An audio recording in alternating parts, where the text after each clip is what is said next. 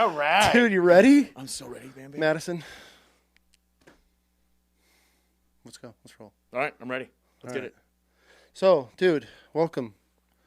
Welcome to the show, dude. It's an honor to be here, really, I'll tell you. And just so the viewing audience knows, there are actually a lot of steps to get up here. And Bam made sure there wasn't a problem. 15 steps. He made it feel like it was 2. I didn't tell you until we got here. Yeah, he did keep that one hidden. See, we have a mutual friend named Justin. And, we were on a fishing trip. Everything was going great.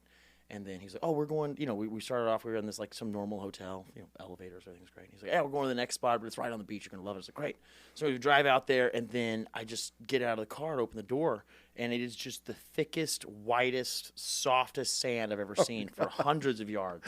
Yep. And then he was like, oh, I figured this would be easier for you. And then, then it was multiple staircases to get inside the house. And I feel like it's kind of what you did here. And so I just want to say, thanks for making me get out of my comfort zone. Yeah, that was absolutely. great. That was great. You know what? We got to bond immediately if we're going to have this conversation. Trauma bonding, just right away. I'm all for trauma bonding. Once you're trauma bonded, you're in for life. For life at this That point. is it. See, there we go. We should get branded together. Let's go. Yeah, we're doing it. one.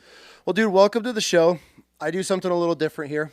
I do like to help out the veteran and law enforcement community. So with this platform and as it grows, I don't have sponsors yet, but what I do is I offer anybody, small businesses that are veteran, military, law enforcement, first responder owned, to be able to send us things to be able to give to guests as a thank you for coming on. And if somebody sees it and wants to support them, it's just a way for me to be able to give back to the community. So got a couple awesome companies today. I got a really good buddy of mine, Sea State Coffee. Oh, that's what I'm talking about. Recon Marine. He actually was just brewing this last night and ran it over for you. Want to make sure you get a No mug. way. Yeah, and I got some cold brews for you to send home, because I know if you're hanging out with the Dejan boys, you're getting zero sleep. So honestly, I'm starting to get them just I'm making them tired. We're that's impressive. Yeah, that I is run impressive. On nothing but fuel. Yeah, and obviously we're going to be at the Vault tonight, which is in Eagle. So we're having a Trump party. This guy with the Platoon cigars. So I'll make sure he's sending home with those. The War Machine. He was actually a combat Marine. Got out, became a cop in Chicago. Got shot in the line of duty. And, so this guy is... You're kidding me. No, I'm going to get him on the show, and... It just goes to show that, the modern American massive city is more dangerous than a combat zone. And then this one, this is a new guy. I know you are a Christian man, and so this is a cop. It's God-Fearing Lifting Club. No I wanted way. to give you a shirt from him. He's an active duty cop out of California. He just started this company. It's actually, I'm wearing one of his shirts right now. Oh, that's sweet. So he wanted me to be able to give an awesome guest a couple of gifts. And so, Man. yeah, so I figured you'd David be in. versus Goliath. Oh, you got a picture of young David holding up the Philistine giant's head. That's sick. Right? That's sick. Whoever this guy is, please tell him I said thank you. This is awesome. So God-Fearing Lifting Club, man, he's an active duty cop out of SoCal. His mission is to grow this company so he can actually open up gyms and be able to give veterans a place to come, give them Bibles, they can learn, come together as a group. So, yeah, man, I throw these invites out for companies to be like, hey, if I can help in any way. And then these guys reach right out, and they're like, man, if you could help me. And so I wear their gear, give them the guests, and be able to get them a plug. And if somebody buys a shirt and supports. I appreciate it, brother. This is awesome. I just feel like if more podcasts had platforms and they were doing things like this to give back to the community, it helps everybody. It would be a real community. So that's where I'll never stop doing it, no matter how big this podcast ever gets. I'll always help the community and give back. So that's kind of our way. And then obviously my daughters, they have the Sour Bee. And so, yeah. Just so you guys see, this is a sourdough loaf made with Nutella. So it makes you kind of feel like you're cheating, but you're still eating good food. Great for your gut health. Yep. Incredible. So to your daughters, I just want to say thank you. Yeah. By the way, man, also, we already talked about how your wife's way out of your league. Your daughters are awesome. Yes, I mean, you did a great job on them. Thank you. They're phenomenal humans. Thank you. You should be proud. Thank you. Dude, that means a lot. So, I mean, especially just meeting them. I mean, you're a homeschool kid, so you get it. Homeschool all the way through. I knew literally the second I saw them. You didn't have to tell me they were homeschooled. I knew right off the bat. Because they could actually have a conversation with you and look in the eyes. Oh, exactly. Yeah, and I'll tell you, in D.C., I think probably 75 or 80% of my staff is homeschooled. Really? Yeah. Just because I have a very it's so easy to know what their priorities are, just to know kind of where they're from, and also to understand, because obviously so many families are different even within the homeschool world, but you understand where their mindset is. It's like, okay, I can give you a problem, I don't need to micromanage you. Whereas with so many other people who go through traditional education, and especially if they go through something higher than college, if there are not, guide rails and sidebars on their life, they get so lost so easy, and you have to always come in and be like, hey, you do this, got to do this. I like the self motivators. People are going to handle it, and just it's one of the best benefits to homeschooling that we've learned over the last 5 years is figuring it out. Right. What's the solution? Figure it out. If you can't come up with a solution, come to us. We're going to help you. Yep. And then my biggest thing is just, I need you to, if you come to me with a problem, it needs to be a narrowly defined problem. Yep. And almost always, if you can narrowly define the problem, the solution just is automatically already there. And she's a prime example. 16 years old. When we brought the podcast in-house, she went and sat in the studio, I think, once or twice.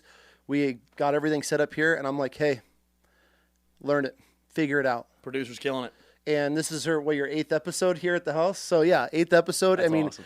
And the way the growth that we have, the way it looks, the sound, the video, it's all her. And she sits up here, YouTubing, whatever she has. And then she's a stubborn son of a gun. She's a lot like me. So there'll be times where I'm like, Christy, we just can't figure it out. We got to get mom, because her and I, mom figures out everything, But she'll come up and she'll have these problems like, Dad, I don't know why I didn't do this. And I'm like, and then 30 minutes, I got it. Okay, I got it. And we're like, cool, like that. And it's that putting children under stress at a younger age. And I don't know how to judge it, but there's times, especially when they were competing competitively, we might put a lot of stress on them, and we were those parents for sure. But it's preparing them for the real world. 100%. And then she's seeing her friends, and they're coming home and they're crying in the shower because they had a math test that day, and they have complete meltdowns. And they're talking to her, and she's like, you're crying over this? Can't relate at all. And she's like, I got to work for my dad. And I tell her, I'm like, if you can learn to work for me, yes, I am going to be the hardest boss you will ever work. You're going to have dickhead bosses, just complete jerks of but the fact people that you work father. for. But when I have deliverables and standards, and I want them done at this time, and there's no ifs, ands, or buts. This is how things are going to be run, especially if we want to take this thing serious. And so she's had to learn with that, and there's no budging. I'm not like, oh, okay, kid, yeah, no problem. Like, hey, I want to go to youth group. Is everything done? So now she knows, okay, like as soon as your episode's done, boom, she'll have it all edited, ready to go, uploaded, and standby. I'll tell you, clipped. So few podcasts are capable of delivering that. Like they'll be, oh yeah, we'll get you clips and we'll get you posts. But then their people are just they're mentally slow, and so really, yeah, oh man, we'll get you whatever you want. Because they weren't homeschooled. I'm telling you, so it's a homeschool thing. Well, dude, speaking of homeschool, let's just start. Where the hell are you from? And let's just start right at the beginning and just jump into it. I don't know how much time you got. Well, I'm driving, so you have all the time in the world. Exactly, and we're up a massive staircase, so I legitimately can't get away. And you're mine. Yeah, I did. And there's a lot of people that I'm very not afraid of most people, just because I feel decently confident. But you're a big motherfucker. You're a big guy. This is me at my smallest too. Oh wow! I used to be an absolute gorilla, but I was just too heavy, and so. Jeez, man, I believe that. 290. I was 290 in the Marine Corps. That's absolute just blob of a human being. What's it feel like being victim weight now? Like, are you afraid of the wind? Does it make you nervous? Yeah, that 240, 240, 250. I'm like, oh, God, go outside and feel average again. Oh. No. Yeah, so, well, dude, what the hell, man? I mean, thank you you're in Idaho. This, honestly, is huge for us because we're such a new, small, just starting podcast. I mean, I think it'll be episode 42 or whatever, man. We're right there, and we just finished the room. I mean, we had some really good start out of the gate, and then when we moved it here, thank you, dude. It's been a lot, and so it's an honor to have somebody like you to be here and like this early. I feel like in the game. Yeah. I honestly thought the very first congressman, politician would be Eli, because he's Eli Crane? He's a homie. Love Eli. We go back. He's a good guy. I bought one of his bottle breachers when he was just back from his last deployment as a Navy SEAL, carving him out in his garage. That's how long I've known Eli. That's how long I've been supporting Eli, and he's been supporting me. He was a mentor for my organization. Oh man, Eli and I. So Eli Crane's a solid congressman. He's doing a good job, actually. We were actually in Utah together, and him and I were we were out at an event, and we were leaving, going to town to grab some supplies. And he's like, hey, I got to tell you something. I'm like, what's up? He's like, I think I'm going to run for Congress.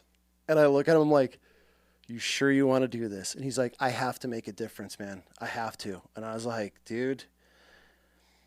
And him and his wife they are such an incredible couple and strong in faith and everything that they're about and their family.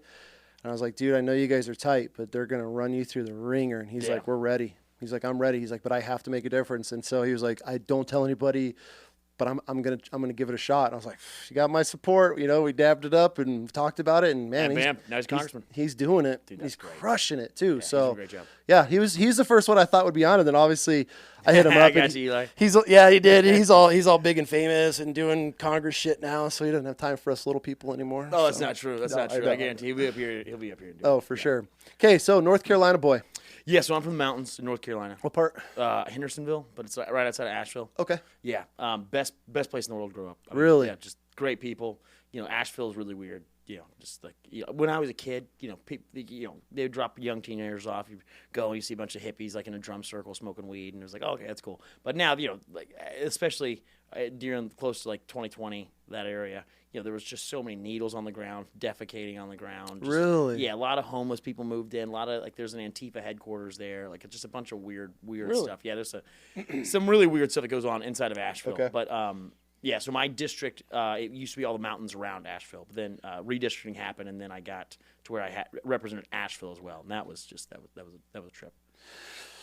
So growing up, I mean, what were you into sports-wise, hunting, fishing? I mean, what'd you do as a kid from North Carolina? Main sport was football. Yeah? So middle What linebacker. position? Okay. Yeah, just like I like hitting people. Yeah. But then after that, love.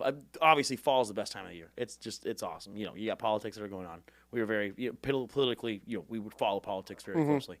And so that made it fun. Then you have football. Then you have dove season at the exact same time, and it's just nothing could be better. Yeah. That's just just everything you need in life. And then bonfire weather. So it was a great place to grow up. But I'll tell you, I really lucked out because I have probably the best family you could ever imagine to come from. Yeah. I mean, parents still together? Parents still together. Yep. Good. And then I got one older brother, 4.5 years older than me. But having my older brother was basically like having like a second dad. My brother's outrageously wise and just a super morally good guy. Mm-hmm. And then, but then also being 4 years apart, like it was where we were close enough we could compete and like have fun playing together. But we were never in competition, whether it was for friends, girls, football. That's the perfect age. Anything. Yeah. Okay. But then one of the most fun things is his football coach. When I was in my 8th grade, so in middle school. My brother was a senior, and it was last year of football. And so I remember I went and asked his coach, I was like, hey, is there a chance I can play for your football team? He's like, no, you're like way too young. And I was like, I know, but it's my brother's last year. Blah. And so I got to play football with my brother his last year. Really? So that was super fun. I remember, we'd be in practice or in a game or whatever, and some older kid would just level me because I'm like 13 or 14 against like an 18-year-old. Yep. And then I'd be like, "Geez, that was brutal." And I'd get up and be This like, is a "Okay, different- I'm this is like a different world." Yeah, I'm like ready to go." And then I would just see my brother just walk onto a position he's not even in, and then just destroy the guy. And the coach was like, "Well, that's just some senior discipline right there." Yep. And so, but yeah, getting to grow up with my brother and my family was the best thing in the world. That's cool, and so man. I had a charmed childhood. Really very strong believers of Christ. Like in my, it was never like, oh, hey, this is a religion. It was like it was a relationship. Yep. Became a Christian when I was 6. Nice. Yeah, and then so I remember Been in it ever since? Oh, ever since, yeah. Obviously, it goes up and down. For you sure, know how it goes. for sure. But never been like, oh, I walked away from the faith. It's Yeah. been obviously I couldn't even walk away from the faith at this point. I just can't walk. So, but yeah. So I had a phenomenal childhood. Everything was great. And then And your dad served too, right? yeah, he was a Marine. Yep, my grandfather How was was a Marine. that? My So, I mean, you great-grandfather was talked a about Marine. having a great father. I mean, was he your typical Marine, or was he like, hey, that was my time, and then now it's time to do the family thing? Because I feel like you get one or the other. You know what? I think that my dad's upbringing was very much like, because his dad was a career guy. I think Okay. his upbringing was very much like he was in the Marines. His dad Yep. really expected him to treat him just like a master sergeant Got like it. at home. But that was not my raising at Okay. all. There was definitely some Marine Corps discipline. For And there sure. was some sure. Got the does- standards and got guidelines. the standards, but, and he's but you're got, not getting knife handed every day. Oh no, not every day, but you get knife handed every once in a while. I remember I blocked a slap from my mom one time. She was not slapping me. I was not abused anyway. But I remember, I blocked something from my mom. She was just being funny, and I just remember my dad just teleported into the room. He's like, "You can't take a hit from a woman," and I was like, "Whoa!" And I just said so. But it was great. And then I remember, I think when I was 16 years old was the first time I realized I was going to beat my dad wrestling. Yeah, and I had him, and I was like, wait a minute, I'm going to win. Like, I got this. I was about to get him in chokehold. That's a pivotal moment for It was a pivotal. father-son. Yeah, but then that is when I realized that my father is not, Roger Cawthorn. My father's a Marine. And all of a sudden, all the rules that we had growing up of how we're supposed to fight, they all changed. And he was like, taught you how to fight with honor, and I'm going to teach you how to win. And then he was like, the Marine's coming out. And I got knife handed a lot that day. That was a lot of fun. But, I see, obviously, a girl dad, I don't have to worry about that. But I remember when, like, the time comes where, the young buck takes over. And, I don't know how that feels as a father, knowing I got a buddy and his son's just an absolute monster of a human being for a kid, like a young kid, and he's already taller than him. He's like, bro, this kid's gonna give me a run if he ever steps up. And my buddy's a giant human being, and so it's fun to watch like a son father dynamic, especially when they work together. So they're always he's starting to bow up and kind of get that confidence. You get that banty rooster coming out every once in a while. I remember, all of a sudden, Dad be like, "Whoa, dude, you're like 13. We're down. You're not gonna take me. Yeah, you can try." But no, growing up was just a lot of fun. I remember, it's just a lot of wrestling, a lot of fighting in my house. Just like after every single meal, because my brother's got 4 daughters now, so our life, we came from the most testosterone filled. Everything's camouflaged and hunting and shooting and just my mother had absolutely zero tolerance for anything that was not masculine. Just like really? Just nothing. And then now I've got 4 nieces. My dad's got 4 granddaughters. My brother's got 4 daughters. Jeez. It's just everything's pink. We're all so patient and quiet now, and they change you. It's just a big change. See, I knew my future, and I knew God's plan, and boys were not in it. Yeah, well, you got the infantry course, right? No, I wasn't infantry, but I was, amphibious assault vehicles, but, Yep. Bro, and even the wife, she'll tell you, she's like, Marines, all you were the same. And all my buddies, every one of them, girls. All girls. All girls. And she's like, yeah, y'all are a bunch of dirt bags running around. She's like, it's exactly. She's like, karma. She calls them out. Everything like, karma. She's like, I know all of you. And so, after number 2, I was like, we're good. We're good. Yeah. I love it. But everyone's like, try for a boy. And I'm like, I'll be that dad with like 7 daughters, just still trying, like hanging in there. It's going to happen. It's going to happen. Yeah. I accepted my fate. Really. But you're gonna have so much fun when they, and scaring the crap out of boys. It'll be such a great time.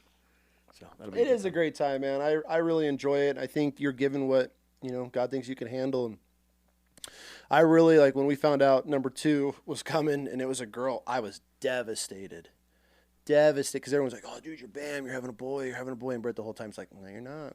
And then when we were in the ultrasound, they said she, and I was like, fuck.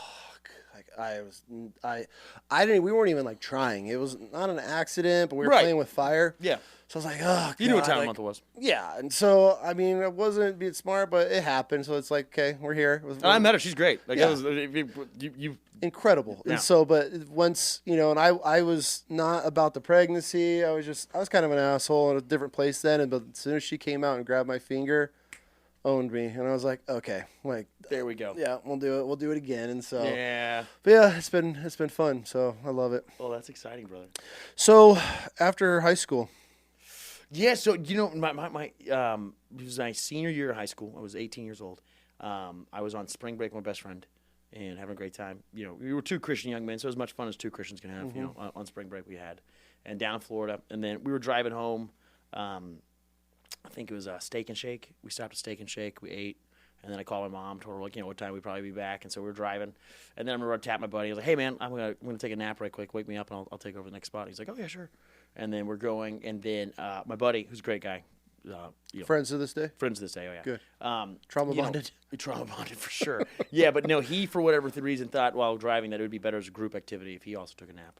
No. And so then next thing I know, I wake up a long time later in the hospital. So then our vehicle, we were going back, we weren't speeding, we were on Interstate 4. We're probably going, 70-ish. We veered off the road, we were in construction zone, and then front right corner, passenger side where I'm sitting, just headlong into a concrete barricade. And then I don't know if, the pedal was stuck or what happened at that point, but then the car just kept going forward, and so then, the concrete exposed the fuel line, and the sparks hit the fuel line, and so then, the car's ignited.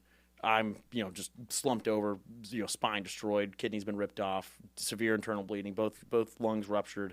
My buddy Brad was able to get out of the vehicle, and then, a bunch of people came back, got me out, but they're like, this guy's gone. And then they realize I'm still alive, so then I get picked up by a helicopter, fly me over to Phenomenal Hospital in Daytona, which if you're going to get in a car accident, pick Daytona. Obviously. Okay. They know how to handle a car accident. Yeah. And so, went to Halifax Hospital, and then they end up calling my family. And, obviously I'm sure you as a parent can understand, worst call anybody could ever imagine. And it was like, hey, but obviously they're very strict on what you're allowed to say at that moment. And so, it has to be something confirmed. And so they're talking to my mom, and she answered the phone, and she was, they said, hey, your son's been involved in a car accident being brought here. We just wanted to let you know. And then, my mom trying to rule out the worst case scenario. She said, well, you said he's been in a car accident, and obviously he gave you my number or something, but, why, he's not like dying or anything, is he? And she's like, well, we can confirm to you right now that, he has a broken ankle. Because that was, I guess, the only thing they had confirmed at that time. And here you are fighting for your life. Yeah, and then my mom was, I guess, probably appealed to this woman, like on a woman level, and was like, what's going on with my son? Like, why is he not calling me if he's got a broken ankle? And then there was a long pause, and this woman said, Mrs. Cawthorn, we're a trauma level 4 hospital. Like, we're the #1 trauma center in the state, and your son's being flown to us for a reason, is all I can tell you. And then, and then gave her a call back later. I'm already in surgery at this point.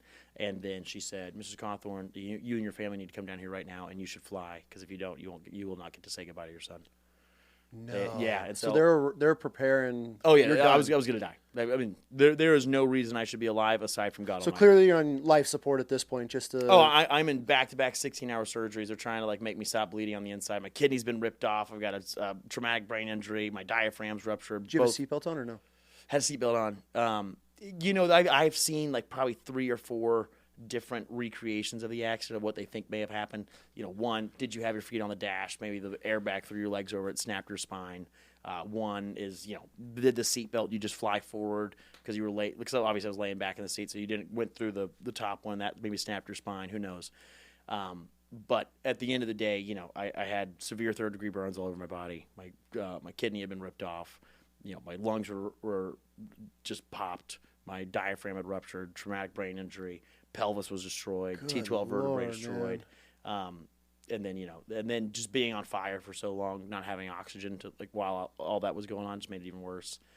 And then so I went to back, multiple digit hour surgeries, and then my family got down there, and how long did it take them to get down there? What was the distance between? So North Carolina, Daytona is about, I would say on a good day, like an 11-hour drive. Oh, okay. And I remember my brother was home. Because, again, just to talk about how great my brother is, my brother had literally taken a semester off of college to spend my last little bit of high school with me. Okay. Just to, train me, make me awesome. I was wanting to play football and stuff, and so he was just really focused on me. And then, and so he came back from work. My mom is there, and then she says what happened, and I think my brother broke something, and then they were like, we got to pack right now. And then I just remember they've told me this in the past, that they, when they got there after, they got out of the hospital, and they were checking hotel. This is days later. They said when they opened their bags, this the most random stuff we threw in. There's a toothbrush, one sock, a lamp, just When you said they were packing, literally as you were talking, going through my mind, I'm like, what would I even what do you grab? Yeah. And then, my family was getting in, and my brother was like, I'm driving. He got the car, and then so, just because of, Georgia State Patrol and FHP are pretty strict. I'm not going to talk about how fast my family made it there, but they made it really fast. Oh, so they drove? Oh, they drove. Yeah, because there was a storm system, and so flights were delayed. Oh, my And so, God. but I will say my brother's was one of the best drivers I've ever met, and so I don't think they would have. They didn't lose much time driving. Yeah. Yeah, he put in some work. But anyway, so they got there, and then biggest thing that happened, though, them calling my mom, and it's still kind of up for debate of who gave them my mother's phone number, because my lungs were deflated, my diaphragm was ripped, so I couldn't speak. So maybe I wrote it down or signed it to the woman. I knew sign language at the time, because Brad was incapacitated; he couldn't talk either. And so I don't know how she got my phone number. That's a mystery to this day. But I will say, I genuinely believe that saved my life, because then my mom called, pastor's wife but everybody else, and then I just had an army of people praying. And then every doctor I've talked to from that hospital was like, there's no reason you should be alive. I was one of the most injured people in all of Florida history to actually live. Really? Yeah. There's I don't remember what it is, but there's a trauma rating scale, and I was one of the highest to actually still be alive. Yeah. Yeah. Really? And then also after I got out of the ICU, which I was there for multiple months. Then went to Atlanta for rehab at the Shepherd Center, and then I was in the hospital probably close to 13 months. And then that was just brutal. And then I remember them, starting to explain, okay, well, this is what your life's going to look like now. And I was so solidly certain that I was going to, I was like, guys, you don't know me. Like, I know I might be really injured right now, but I'm going to be back walking in no time. So you, in your mind, you're that. Oh yeah, being paralyzed was not an like, option. No, that's not an option. Not going to happen. I was like, give me a year, I'll be good to go. Then anniversary comes. I'm like, okay, I'm still not walking. Maybe the next year, then the second one comes, and that's I got into a pretty dark spot at that point. That was one of my questions. What was it like? I mean, going from a young kid on top of the world to now it's sinking in that you're paralyzed and you're never walking again. Man,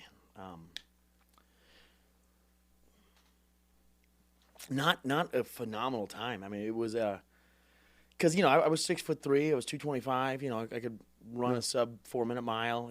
I was running like a 4.6, 4.7 40. Deadlifting over 600 pounds. Was strong as could be, physically awesome, smart. Everything was great. But then and then I go to literally I can't control my body, and then my brain was still really foggy from the TBI. And then I couldn't even talk, which was kind of my main skill in life. I'm like, really? As long as I can talk, I'm good to go. But my diaphragm was ruptured. I got a tracheotomy in, so I couldn't even speak. And so everything that I felt like I had ever earned in life was just ripped away from me. Mm-hmm. And then but it was just a really, really, really difficult time. But that's the one thing that I will say. So many people reach out to my family. It's like, man, you guys are such incredible people of faith. We can't believe how strong you are in this. And it's kind of when we started to realize that a lot of people who say they're Christians and stuff like that, they don't actually mean it. That's when in those times. Yeah, because that was just our normal life. Like nothing really changed for us. We were just like, we didn't start talking to God more or anything like that. It was like, oh, that's just how we rolled the entire life. And so because my parents, there's that verse about train your child up in the way they should go. My parents had done that. They had set our foundation on a rock. Yeah. And so, even though everything was ripped away from me, my entire life, everything I could possibly imagine, I lived somewhere else. I felt like I was somebody else. I couldn't talk, couldn't walk, couldn't do anything. Still had faith. I still had God, Mm-hmm. So that was all pretty solid. And then also, I got to say, my parents are the best parents in the world. My mom's one of the greatest people I've ever met on the planet. But my brother, just a picture of brotherly love. My brother slept on the floor of my hospital room until I got out of the hospital. So over a year. Really? Yeah, and I remember, they were when we moved to that one place. They're like, oh, well, you can't really sleep here. You just have a chair and blah, blah, blah. He came in with like a mattress, and they were like, oh, sir, you can't bring that in. He was like, okay, you want to stop me? And then he just brought that in, threw it down. Yeah, so good for you. I was never alone. Good for you guys. Yeah. Do you relate that bond and tightness to being homeschooled and just being with each other 24/7? Yeah, being together a lot, and then just also a lot of older brothers. I feel like people like, oh yeah, the older brother experience. He's just picking on you and beating you up all the time. Not my experience whatsoever. My brother freaking loved me to death. He wants me to be better than he is. Yeah. Always there to help me. Mm-hmm. And so yeah, I would put a lot of that on being homeschooled. One, because we obviously this, but people who grow up and go to public school or whatever, they're really only good at hanging out with their peers that they know. Whereas my brother and I, when we finished studying about the ancient Romans, our entire year's trip would be, now we're going to Rome. We'd learn about Hellenism in Greece. We'd then go to Athens and run 100 meters where the Olympics used to be held. And so we just got to travel all over the world together as brothers. That's cool. And then because my parents, I come from a lower middle class family, but my parents were like, oh, we're gonna live in a smaller house so we can go do things. And so we had all these awesome experiences together. Mm-hmm. And then which was great because I think it'd be really difficult to be born with a disability versus going through the first 18 years of my life. Really? Yeah. Man, yeah. I feel like that I think the complete opposite, because you had a taste of freedom, life, what it was like, and then that gets ripped from you. But when you're born into it, I feel like you just don't know any different. That's true, but now I can relate with people so well. Okay. And then this is just one. This is one observation I've had. I found that people that are born with disabilities are the people that get really mad when you help them. Like sometimes, I'm sure you've seen it before, but you open the doors from some kind of wheelchair, like on a walk or something, like, I can do it. And, those guys are normally like, because their entire life people have been trying to help them and pity them, and so they wouldn't want them to fix it. They're like, oh no, I don't need that help. Whereas me growing up, not being in a wheelchair, I know that you're just like, oh, I legitimately have superpowers compared to you. Like I can do this in 2 seconds. The person's just trying to help you. They don't like feel bad for you. They're just like, oh, yeah, I can grab that for you and hand it to you versus you spending 6 minutes to get something off a shelf. Yeah. And so I think it's made my life way easier having lived that life. And then also, getting to live like the fun experience I got to do, surfed in Hawaii, I've, skied the coolest places you can, jumped off cliffs, done all kinds of fun stuff. Yep. I can relate to people with whatever they're doing. And so I'm happy that I got to live 18 years. For sure. Yeah. I mean, yeah, if you're going to have it. But I have a lot of people, I know do know a lot of people who are like, oh, I wish I had never known.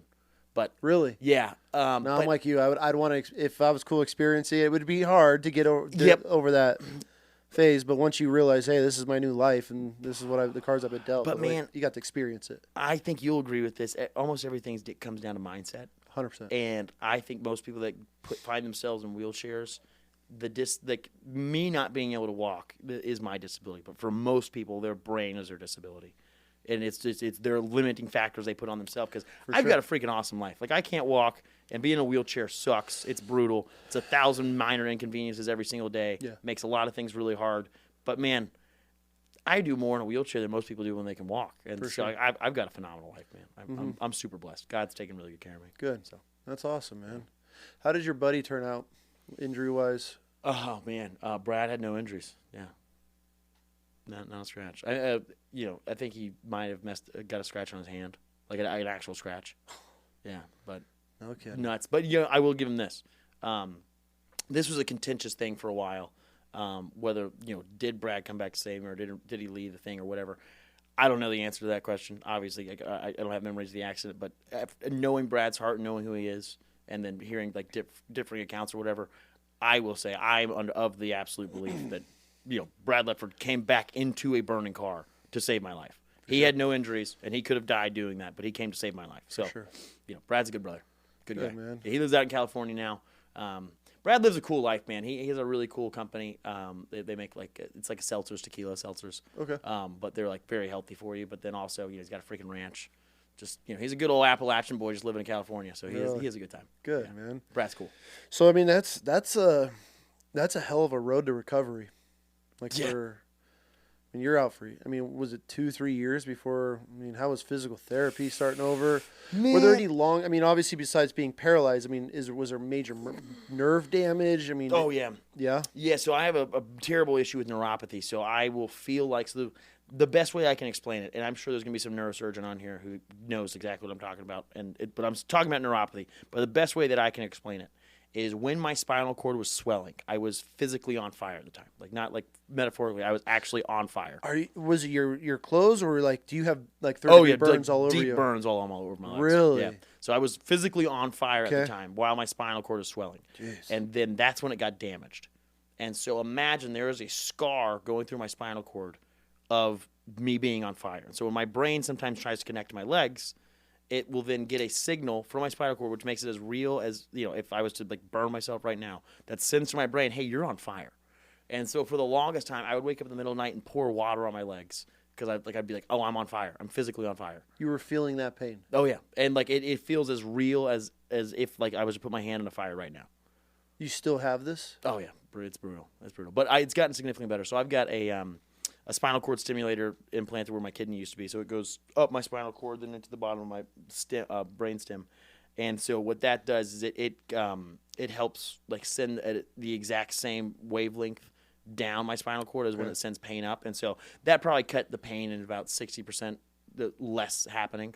But when it happens, it's the same. It's the same, yeah. So what happens is thankfully it leaves as fast as it comes. But it's so the biggest things. There's 3 things that really make it worse or exacerbate it. 1 is lack of sleep. 2 is stress, and 3 is barometric pressure.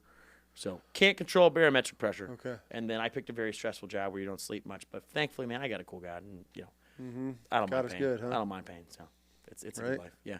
But then also I got nerve damage in my hand. And so I can't feel most of my left arm. Which when I was getting tattoos here, I didn't tell the guy doing the tattoos. He's like, "Dude, you sit like a freaking rock." And I was like, "Oh yeah, it doesn't hurt at all." That's but nice. The most fun thing about this is I can't really feel my left hand. So when someone brings a plate to the table, hey, be careful, that's hot. Just grab it, look right at them. It's a phenomenal time. I like to say shit. Damn, man, that's wild. Yeah, but that's wild chaos, man.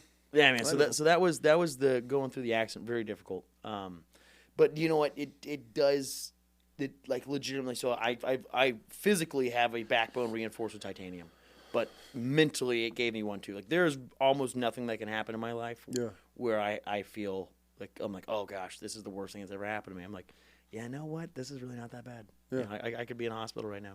And then the one thing that it has made my life difficult with it makes it very hard for like average empathy. So like if Explain. so like if someone's going through something very real, like an actual really difficult thing, I am more empathetic than almost anyone I know because I'm like, dude, I know exactly what you're going through. Yeah. I'm so sorry. Like your life has changed forever. There's nothing you can do about it. Yeah. Like I am so sorry about that. But if someone's like, gosh, I'm so stressed out, I got to get all this done before I go on vacation next week, and I don't know if I'm gonna have time. Like, I don't care. Boo-hoo. Yeah, I'm like, I really don't care. Like, I could see that. Yeah, because like I was in the hospital one time, and then I was just kind of rolling around, feeling really bad for myself, and I decided to go down to the burn unit. And okay. You ever want to stop feeling bad for yourself? Go to a burn unit and see the kids in there, and you will never feel bad for yourself again. Oh. Yeah, and so going through that, and then I can imagine you being a Marine. Or you know so many veterans who I'm sure have seen their friends die in unnecessary ways, and then especially now being out of the military and being probably more politically involved than before, you kind of realize, oh, that was literally just for like some random company to make money. Like these people didn't even do anything. I'm in that stage in my life right now for sure. Where you look at, especially like take Ukraine, and it's like why are even both sides, right? Why are so many people dying? And they're not just dying now; they're dying by like drones. Could you imagine dying by a drone, dude? Imagine the psychological just brain fuck. Or just hearing these things whizzing around. And have you seen them dropping phosphorus? Everything now, dude. Imagine having a drone drop phosphorus. And it's a war crime, but it's just happening nonstop. It's insane. And we're funding it. And I know, dude. It's the most. So we'll get into that. Okay. I don't want to jump ahead. I want to get into how you got on politics first, but. Yeah, dude. Well, I mean, I have. Excited. We should talk about Ukraine. Right, I'm just kidding. No, go ahead. I have vets that I had a buddy of mine. He's a triple amputee, and he's in that time where he's like, dude, he's like my life, like 2 legs and an arm, right? And he's like, he goes down one day, and his dad was helping him, and his dad's like, he's going through physical therapy. I think he was at Walter Reed at the time. He's telling me the story, and his dad's bitching to him, and like, yo, like what the hell, like my son needs help, and they're like, hey, sir, like. We'll take you and your son downstairs. And that's where the quad amps were learning. And he's like, I watched guys trying to just sit up. And he's one below, one above, then he's missing hands. So he's got limbs. And he's like, it was that day forward. He's like, I count my blessings every day that I could be a quad amputee and never wipe my ass, never hold my child, never just be like struggling to sit up. And so it's, it happens, and so I get what you're saying. Like, obviously, I've never experienced anything like that, but, to hear these guys are like, dude, it could always be worse. Could always be worse. Always be worse, So politics, I guess we could shift gears into that since that's your world now. What in the hell made you want to decide to get into politics? And when did that start? Was this a high school thing, prepping for it? Or did this happen after the accident? No. I knew I wanted to be involved in the government in some sense. I just wanted to live a life of consequence. Okay. Like I wanted to make a massive difference. From a very young age. Okay. I think the first time I ever wrote down that I wanted to be a congressman, I was like 11 or 12. Really? And you don't come from like a political family? No, not at all. Really? Not at all. No. So just being in that area, kind of near, in that whole D.C. I mean, you're kind of close. No. Nothing. No influence. No, we're not close to D.C. at all. Yeah. Western North Carolina has nothing to do with D.C. Yeah. Well, I'm just saying, kind of that region. I right. mean, Okay, you're from the West Coast, man. Yeah. You don't understand. No, I'm from upstate New York originally. Oh, okay. Yeah. It's not close. Like I get it. Yeah. I guess you're right. I could go up Shenandoah Valley. It's like an 8-hour drive. It's a long ways. That's close. Yeah. That's See, these people on the West Coast, out west, they live out here. There's one city, and then it's like, hey, 6,000 miles away is another city. Did you know that the bottom of Guatemala is closer to Texas than the southern tip of Texas is to the northern tip of Texas? No. Did you know that there are places in Canada that are closer to Texas than the northern tip of Texas is to the southern tip of Texas? I believe that, yeah. Yeah, so you guys just don't understand space. I drive 5.5 hours to go see my buddy. So I get it. I get it. But no, so there was really no influence from geographically or from like family history to be involved in politics. But my family all did take politics very seriously. It was a very normal dinner conversation. We all listen. I would say I'm a Rush baby. We all listen to Rush Limbaugh, all the time. It was a very, and we would always follow current events and all that stuff. And then just growing up in the South, you have very conservative values, anyways. Yeah. Just kind of being in the country. But then, so I was 24 years old, and then my congressman, who had done speech and debate with me when I was in high school, he was my coach there, and I was very close with his son. He left to go become the chief of staff for Donald Trump. Okay. So that was wild. And then he was your mentor in a way, like showing and kind of opening the ropes for you? Yeah, because I remember I was 14 years old, and I was going to my first speech and debate competition. Okay. And because I love to speak, public speaking is what I love to do. But I was a football player, working out, all that stuff. Yeah. And then so I was like, oh, I want to do speech and debate. I think it'd be kind of a good rounding thing to do. I want to actually know how to do it. I have this naturally born gift. I want to hone it. And it's a great skill to have. Great skill to have. Mm-hmm. Oh yeah, and then just being able to understand how a conversation flows and to keep track of it. I think everybody should do a debate at some time. It makes you a more lethal person. Mm-hmm. Absolutely. But then, anyways, I just remember it was just not my world at all. A lot of really nerdy people, just nerdy in a way that I wasn't. Yeah. But I remember I got there and my mom's driving. This is in South Carolina, and I don't know how to tie a tie. I'm 14. And I'm I don't know how to do this, but my dad was working, so he wasn't there to tie it for me. Okay. And I just remember looking out, and there, Mark Meadows was a pretty successful real estate developer up in, the Highlands. And I just remember seeing him walking. He's got his shoulders hunched, his hands in his cardigan, and he's walking kind of through the fog. And I remember running up, hey, Mr. Meadows, I don't know how to tie my tie. And I remember he's like, oh, Madison, he tied it for me right quick. And so I was really close to his son, so I knew him that way, but he wasn't in politics at all. I remember when I found out he was running for Congress is when my accident happened. Oh, okay. And so I was just like, wow, I had no idea that he was going for politics. And then he became a congressman kind of more so out of nowhere. And then now being in politics, I realized there was a lot of background work that went into that. For sure. But just from an outsider standpoint, had no idea he was going to politics. Yeah. But he did make a massive difference in my life, because this is kind of at the 2-year mark after my accident where I just felt worthless, because I realized, I'm not going to walk again. I was getting to a really dark place. I was very, very confident that I was my life's just worthless. I had lost, because I went from 225 to 98 pounds. Damn. I was so small, so frail. Everything was awful. But then I remember I was coming back from the Shepherd Center I was down there for rehab for a couple weeks. And then I found out that Mark Meadows had just won his election. It was a midterm election. And so he was having a victory party at this place in the Biltmore Estate, or the Biltmore Village. And my mom was like, oh, you want to go? I was like, oh, yeah, that'd be awesome. Remember I went. And now being in politics, I realized how much it meant. Because when you're at these victory parties, there are so many, you're so donor focused. Okay. Okay, these are my donors, and it's not that you're gonna go help them because they donate to you, but these people literally help you win your campaign, and so you want to say, hey man, thank you so much for your support. You're just rubbing elbows. Yeah, well, yeah, it's I really appreciate you, because these people gave you the ammunition to fight your battle, and so it's not like you're being oh, these are I answer to these people. You answer your whole district. Congressman Meadows wasn't like that. A really good guy. But then I remember he saw me from the stage. He just finished his speech. And I remember he just jumped right off the thing. He had a couple security guys with him. And he walked over. And I remember he was having people trying to pull him away to go, oh, you got to go talk to this person. He was like, no, wait. And he knelt down. And I remember I got a picture of it. And he talked to me for a long time. And then he's like, what are you doing now? I was like, oh, I just got home. I could barely speak. And then he was like, Madison, I want you to come work for me. Really? And I was like, what? And I was like, well, sir, I can only sit up 3 hours at a time right now. And then all this stuff. And he was like, and I was like, do you want me to call your office? And blah. He's like, no. And then he wrote his personal phone number down and handed it to me. He's like, you call me. And so I gave him a phone call, and he hired me. And I just did front of office stuff. But what did that do for morale? It changed huge life change. Because I had some issues with Mark Meadows in my election. There was just he was backing somebody else's wife's best friend. And then being the chief of staff to the president, he had a lot of power to back somebody.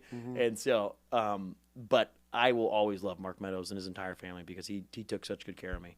And that just changed my entire viewpoint of myself. Because, I was in a district office, but you're still dealing with politics and stuff. You really there's a lot of things of consequence going on. Okay. And the congressman's coming in, you're doing all kinds of fun stuff. And so it was a really exciting time to get to be there. And that's kind of where you got the kind of sink your teeth in. See, that's where I really, for the first time, really sunk my teeth. I knew I wanted to be in politics. I wanted to be a congressman when I was very young. Yep. But that was the first time being like, oh, I see how this works. This is really interesting. Like, yeah. okay, this and is so something. I now knew the world. But then, I had left that. I started a real estate company. And then after that, I was 24 years old and found out Mark Meadows left to be the chief of staff to the president. So the seat was open. There's a very narrow window of time to decide to run for Congress or not, and which was intentional because he wanted somebody else to win who was like handpicked. And then by the time I got to Raleigh to sign my name, 12 people had signed up, so it was a 13-way primary, and it was pretty nuts to run at that age. But I just knew that like the game that was being played for my generation and like the minds of my peers was so intense, and like I knew that also most of your traditional politicians had zero idea about it because Donald Trump changed politics a lot, but for sure. Especially in 2024 we can look back and be like, wow, from 2018 to 2024 is a totally different world, night and day. Yeah, but at that point that change was still kind of happening, and so there was all the traditional people, because normally when you run for politics, it's like, okay, so, you probably get involved with your GOP, then you become, and I'm not saying anybody's wrong for this, but then you become a county commissioner or a city councilman, and then you do pay your dues there, you work up. Because there's time. Yeah, and then next thing you know, then you become a state rep, and you're representing, 30, 45,000 people. And then next thing you know, you go from that, you do that for 6 years, and then you run for state senate. And then you're in the state senate. You're representing like 300,000 people, like half a congressional district at this point. You're like, nah. Oh well, yeah, and then they go from there, and then they run for Congress, and then it's this whole thing. But man, they become so tamed, they become so conditioned, and they become so bought in those years going through that process because they realize, oh well, I got to pay favors to this guy, and this guy's done his time. I have a question for you later on that's going to tie you back into this. Okay, that's interesting to know. Yep. So it's okay. It's a whole process they use because one, they get to vet these people, but two, they get to tame these people. So every tier that they're playing the game, they become more and more of a yes sir because more a system guy. That's what's going to get them to the next level. Exactly, because and especially at those smaller levels of politics, if a outside organization, whether it's the GOP, the state party, or like a PAC, comes in and gives you $100,000 for a county commissioner seat, that's as if like you're in a congressional race and someone gave you $20 million. Okay. I mean, that's a lot of money. And so they're able to teach these people that, oh, hey, you play the game and I can like win an election for you. And for not a lot of money. So that's where it starts. That's where it starts, yeah. But then, so all these people running for office, and let me tell you, man, if you want to piss politicians off, go out of turn. There's because these people, they're all in their 60s, they're in pleated pants and tasseled loafers, and there's some great business guys who are doing it. I ran against some guys who I really like to this day, respect them a lot. But I also ran against a lot of yes men, a lot of guys who were just like, well, I paid my time, and this guy, we don't know him, and I've been involved in they use that against you. Oh yeah, but also, no one in American history has ever won an election at 24 years old. Yeah, ever. There's a guy younger than me that was in Congress, but he was appointed, not elected. I want to point that out. That's a difference. It's a big difference. Big difference. And so I won my election at 24, but I turned 25 before I got sworn in. And so, but anyway, I was completely written off. It was like, oh, that's a sweet project this kid's doing. That's really nice. And how did that feel? I mean, obviously you're in it. Like this is something that you want to pursue, but at the same time, did you think you had a shot, or were you like, I knew just screw it, I'm going to go for it? The second I heard about it, that I was going to win that race. Really? I never, not for 2 seconds, I was ever like, are we going to pull this off? It's going to be hard. Really? Yeah, and because the way that Mark Meadows left to the seat, it allowed for very few people to sign up, but it was late in the political season, and so most of your professional campaigning staff is already taken up, which was a massive godsend. Because if I had hired traditional campaign staff, we would have ran a traditional campaign, and we would have gotten reamed. Why? They would have just bent us over because they have time to pick you apart, or what? Well, no, they have time to pick you apart, but I mean, again, like the traditional way that you run a campaign is, well, you need to get the endorsements from these people, and you need to show up here, town hall meetings, and we need to see how much money you can raise, and and then then your volunteers are just kind of all your volunteers, you come in because you got to think the average congressional seat, not here in Idaho because you only have 2 congressmen, but the average congressional seat's about a little north of 700,000 people, and so it's a lot of people, but and you need 51% to win. And so imagine if you know me, you want to help me win this race, and we're a traditional campaign, and you come up like, hey, man, I want to help volunteer your campaign. I want you to win. And then I look at you and say, hey, I need 350-something thousand votes to win this election. You'd be like, well, cool. I mean, good luck. Tell me what I can do to help. I'd love to do that. And so then, they're not very motivated volunteers because no one can provide you 350,000 votes. That's insane. Yeah. And so, they might all show up for like, we're going to canvass, this county, and they're all going door to door and handing off stuff and that kind of stuff. But man, skipped all that. I called all my best friends, and I was like, hey guys, I need you for 3 months. We're going to win a primary. Just fly into my state. And so most of my buddies own their own businesses, and they're like, sure, let's do it. So I had a bunch of buddies come into my state, and we were all just a bunch of young bucks, and we decided that we were going to run it like Moneyball. Really? Yeah, and we were like, we're going to run this campaign completely differently. It's all about just getting packages to a destination. Like, I need to get a voter here, and we need to know how many people we need. And so in a primary election, you probably need there's probably 81,000 people that vote in a Republican primary in that district. And so I knew exactly what I needed to do to win. And so we knew our golden number. And so instead of being like, hey, would you mind helping me with this? When I would go speak at a rally, I was like, because my superpower is I can speak really well. I can thrash the floor with these people speaking. Because they're going to be like, I'd like to increase GDP incrementally at the end of this year by 0.6%. Everyone's like, oh, okay, great. That's exciting. Whereas I'm like, there is a war being fought for the hearts and minds of your children. Like, there are people who run this country who hate you. They are sending money overseas to money launder it to get back to them. They are starting wars and emergencies nonstop because it helps shareholder value for these massive organizations who own all of your politicians. The majority of your politicians have been involved in some honeypot scheme and are now completely dominated by these people. If you want your country to turn into a communist country, and maybe we'll say it's a democracy, maybe we'll say it's a republic, whatever, but if you want it to live in a communist nation, continue voting for the exact same thing. And then I'd be like, a lot of people are going to be mad at me because I have tattoos and I dip and I like to smoke cigars and I like to shoot guns and I cuss and I'm going to rock the boat a lot. But people, the fucking boat's sinking. And unless we save it, all of your grandchildren and your children are not going to know the same freedoms that you have known. For sure. And people will be like, fuck yeah, that's what I want. See, to me, that's speaking to the people. Exactly. Not to the politicians. And that's where I think with the elections over the last forever until now, your generation and Trump and changing everything, it's like you hear these people and you're just like, why the fuck are we still voting the same way for the same people in the same states? Because these people's speeches and all these things are not tailored to the people, like you just said. For sure. It's tailored to super PACs and it's tailored to get endorsements from certain people. So let's say you want an endorsement from your governor in your state because you think it's going to gain you 6,000 votes. Okay. Then be like, okay, well, the governor really cares about, H-1B visas. And so you're going to go talk about H-1B visas a lot. But to the average person, like, I don't care. So my entire thing, I was like, no super PAC would ever bet on me because no one my age has ever won. Okay. And no person would ever endorse me because it's going to mess up the record because no one my age has ever won. I was like, I'm just going to go direct to the people, and they're going to be my endorsement. And so then I'd have my boys in the crowd, and then after I'd give a barn burner of a speech, everyone's all excited about, man, I want to help you win your campaign.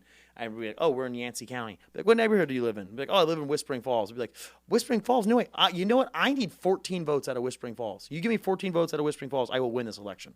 And they'd be like, oh, well, I mean, I've got 4 people in my house that could vote. And I was like, oh, you need 10 more. I was like, do you think in the next 3 months you could find 10 more people to vote for me in your neighborhood? Be like, yeah, I mean, Chuck would do it and his family would do it. And then I'd be like, cool, give your phone number to this guy. So then we would sit there and we'd phone call. And we'd call him like once a week, however much. You're just grinding this out. Yeah, and I would have no problem. Like even to this exact moment, I have no problem saying the strategy I will use to win elections anytime.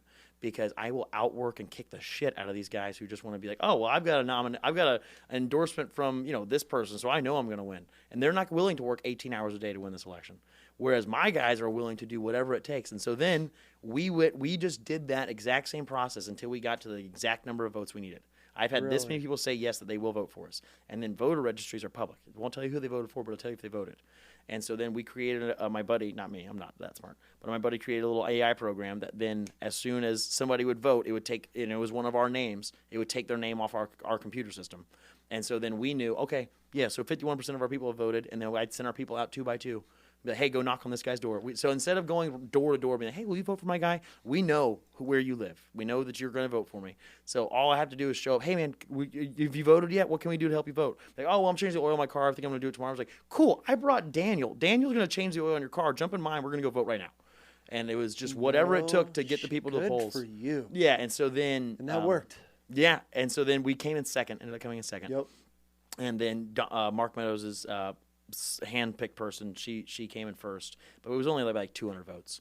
But that's nothing, none right? of us hit 30%, and it's because it was a 13-way primary. And so then that meant that it went to a runoff. So it was then just between me and her. And then she got endorsed by the President of the United States. And Donald Trump has never lost a Republican nomination or Republican primary ever. How did that make you feel? Did you feel defeated at that point? So I mean, I I know you're a pretty positive guy, but like at that stage, that's David and Goliath. Dude, like when you, oh my gosh, I'm so happy you said that. So I was at Shine with all of my campaign staff and all of my family. Okay. And so it's this nice restaurant in my hometown. Okay. And we were just having this like campaign meeting. And then all of our phones go off at one time. And I knew exactly what that meant. It's a robocall to every single person in the district. So we all answer our phones, and it's Donald Trump's voice. Linda Bennett is the greatest woman in the world. She's phenomenal. She's Mark Meadows' friend. I know she's wonderful. And so he endorsed Linda Bennett. and you were like, Everyone at the table, oh, they were all pissed about it. At that moment, I knew beyond a shadow of a doubt I was winning that election. really? Because it was David and Goliath. And I was like, guys, if I win this election at 24 years old, everyone's going to be like, you are a savant. You're the future. How did you do that? That's incredible. And I was like, God's not getting any glory. But if I win against everything that the world has to offer, it's like God, everyone's like, okay, that was God. Like, same thing with me coming out of my car accident alive. It's God. You know, all my surgeons are like Christians now because like, there's no way you could have lived. And then, same thing with this. And so I was like, guys, I know you feel like we're going to lose because of that. I promise we're going to beat her. And so we started hunting her. I would not let her speak without me at the same place. I would speak at the same time. And this was a really good woman. Her name's Linda. Phenomenal person. Someone you want in your Bible study. She's great, but not made for war. Okay. Like I wanted to go to D.C. to fight a war against these people. And You need to. Yeah. And so anyway, we just kept all out nonstop, and we beat her. And then I remember we were driving home from the victory party. Awesome thing. I mean, it was just such a movement. It was so fun. Wait, don't blow over that.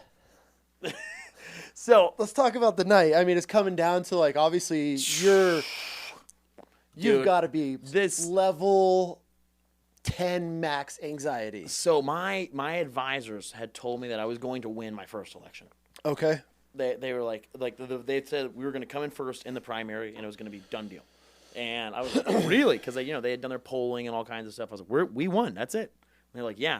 And then I remember we're sitting there. My best friend is like my campaign manager, but we also had a consultant on board. Okay. And so the consultant was like, oh yeah, you won. Like it's game over. Like I've seen it. Like you got this. And then we're sitting there. I'm getting ready to give my speech and all kinds of stuff. My buddy's sitting there typing away like as the stuff's coming in. And I'm looking at my buddy Blake, and he's got just a weird expression on his face. Like, Blake, what's going on? He's like, oh, I don't know, man. It's taking a second. And then he was like, eventually he was like, you're not winning this election. And he's like, you might come in second. I was like, what? He's like, yeah, like you're gonna come in second, and like it's gonna be a runoff.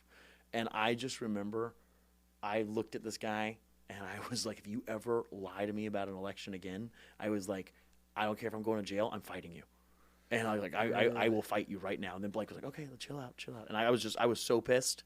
What's the point of lying to you? I mean, Yeah, well, no. There was legitimately just more people that came out to vote than he expected. Okay. And so, but I was like, never give me false hope again. Like never Straight, lie to me. shoot it straight. And the problem is I would have fought harder if I knew that we were like, if there was a possibility that we weren't coming in first. Okay. And so, anyways, but my guys were working 18 hours a day nonstop, and so like I was pushing them to the limit. And so, but then once he kind of made it clear, I was like, okay, well, we have a general election right after this. So I was like, so we're gonna push down to 10 hours a day.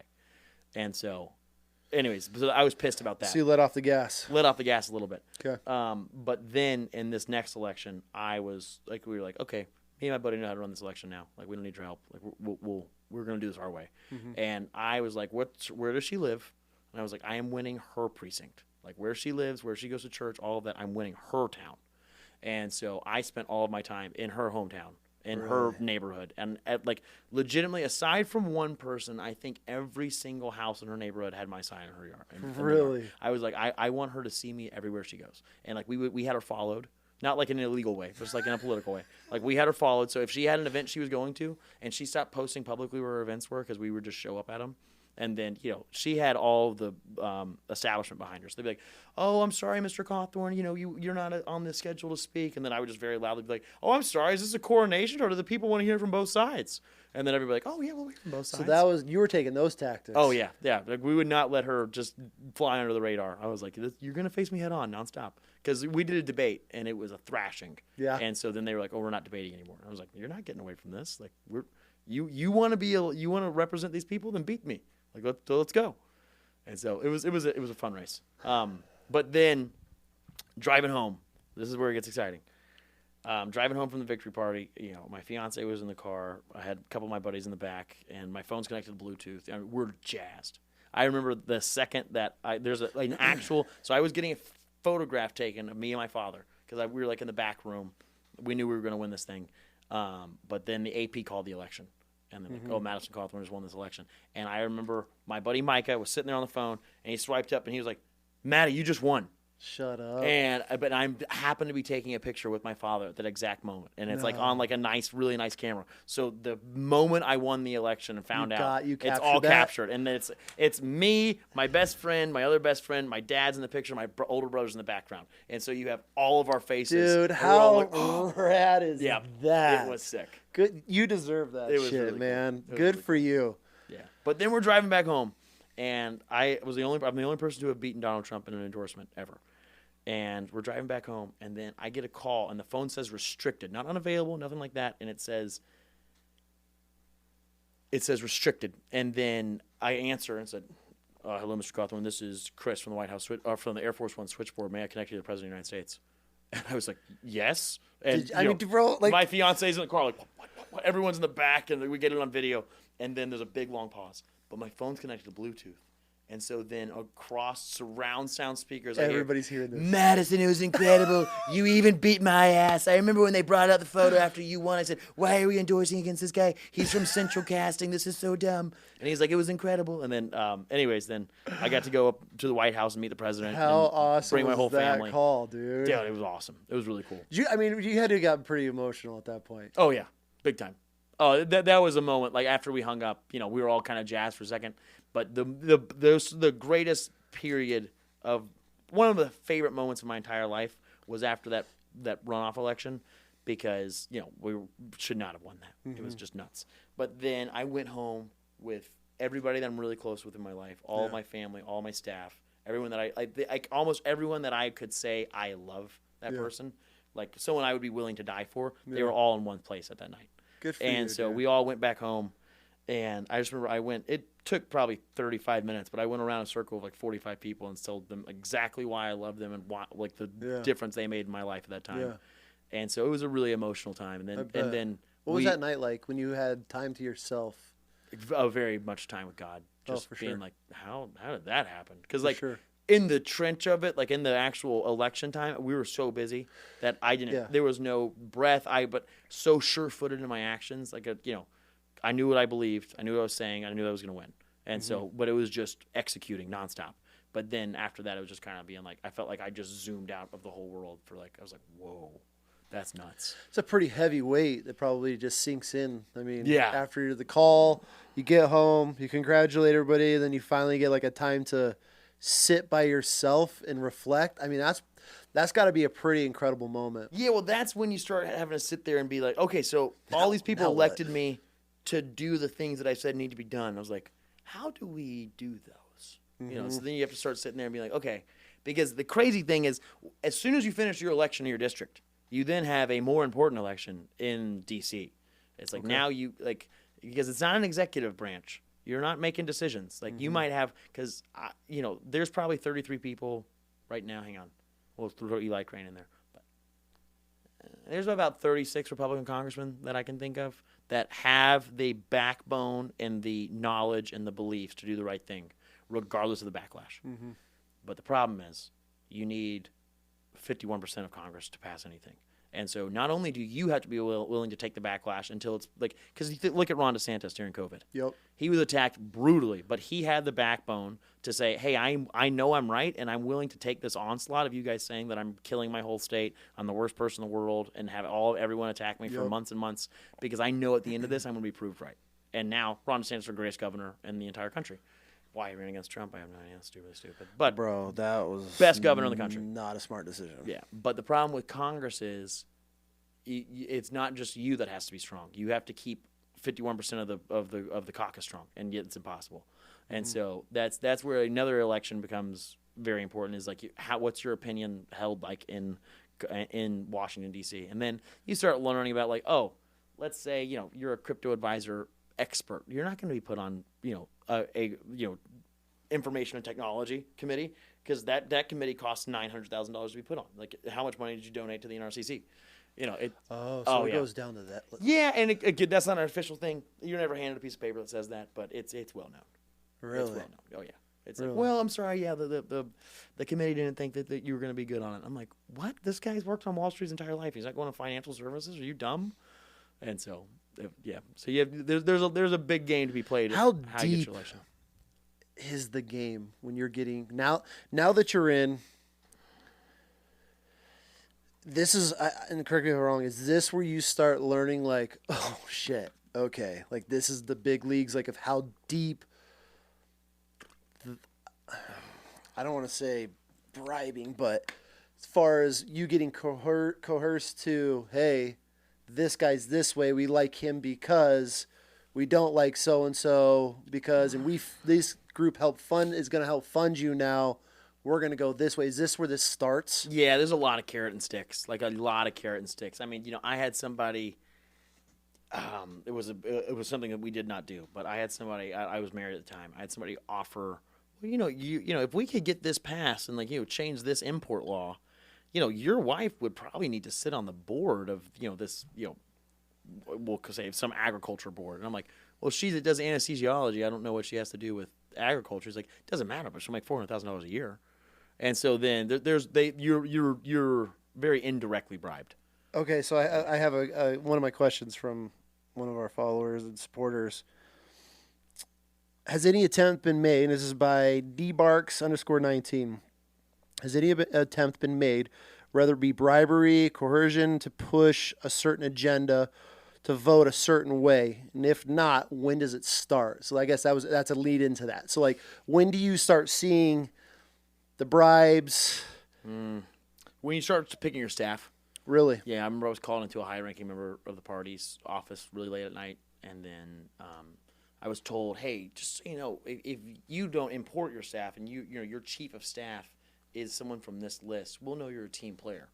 I was like, well, what does it mean that I'm a team player? What does that give me? It's like, oh, well, we'll make sure that some of the articles don't come out about you. Like, we can play, defense for you on the back end of that. You'll probably get better committees and all this stuff. And they're going on and on. And then I was like, oh, I don't know what that means. But your staff is so directly tied to your policy because, again, these bills are thousands and thousands of pages long. Oh, I mean, you see them come out. Yeah, but you have to vote on them. And even if you were willing to sit there and read the entire bill, you physically, not a human alive, can read the entire bill before you have to vote on it. Yeah. Like, that's just, no one can read that fast. I mean, it's like, oh, you have 12 hours to vote on this bill. It's 1,300 pages. And it's using such crazy language. You have to look all the stuff up. It's crazy. So you legitimately have to have your staff go through it. But let's say that your chief of staff is used to work for a lobbying company that is big on one thing. They'd be like, gosh, I know the boss wouldn't like this, so, and then he gets all from the legislative department. They give them all recommendations and things that the Congress is not going to like, things he will like, so you have to weigh all your stuff, and then it's down to like 4 or 5 pages. He can be like, oh, take this off, so it's not even on, the Congress doesn't even know it's on there anymore. And so you have to be very careful about who your staff is. How much pressure and how hard is it to deal with that? I mean, because you skipped all the years of becoming a yes man. How much pressure did that put on you going straight into that role and position, and now they're coming at you? Man, if I was not I think your personal popularity matters a lot in that situation, because a lot of people are like guest spots on news, like traditional media is very controlled by the party. Really? Yeah. And, So I've heard Eli talk about the party, and he's like, they run everything. oh, they run everything. Yeah, and so they it's like, dictate how successful you're going to be. yeah, and so technically, like right? let's say you get on the news, like, you know, a bunch, that's going to help you in donations a lot. That's going to help you with a ton of stuff being on the news. But if you're just a guy, cuz I mean, I think you're a pretty involved guy. Could you name more than 30 congressmen off the top of your head? No, absolutely not. No one can. No, I mean, I could because I do it, but very few Americans can because most of them are very unknown.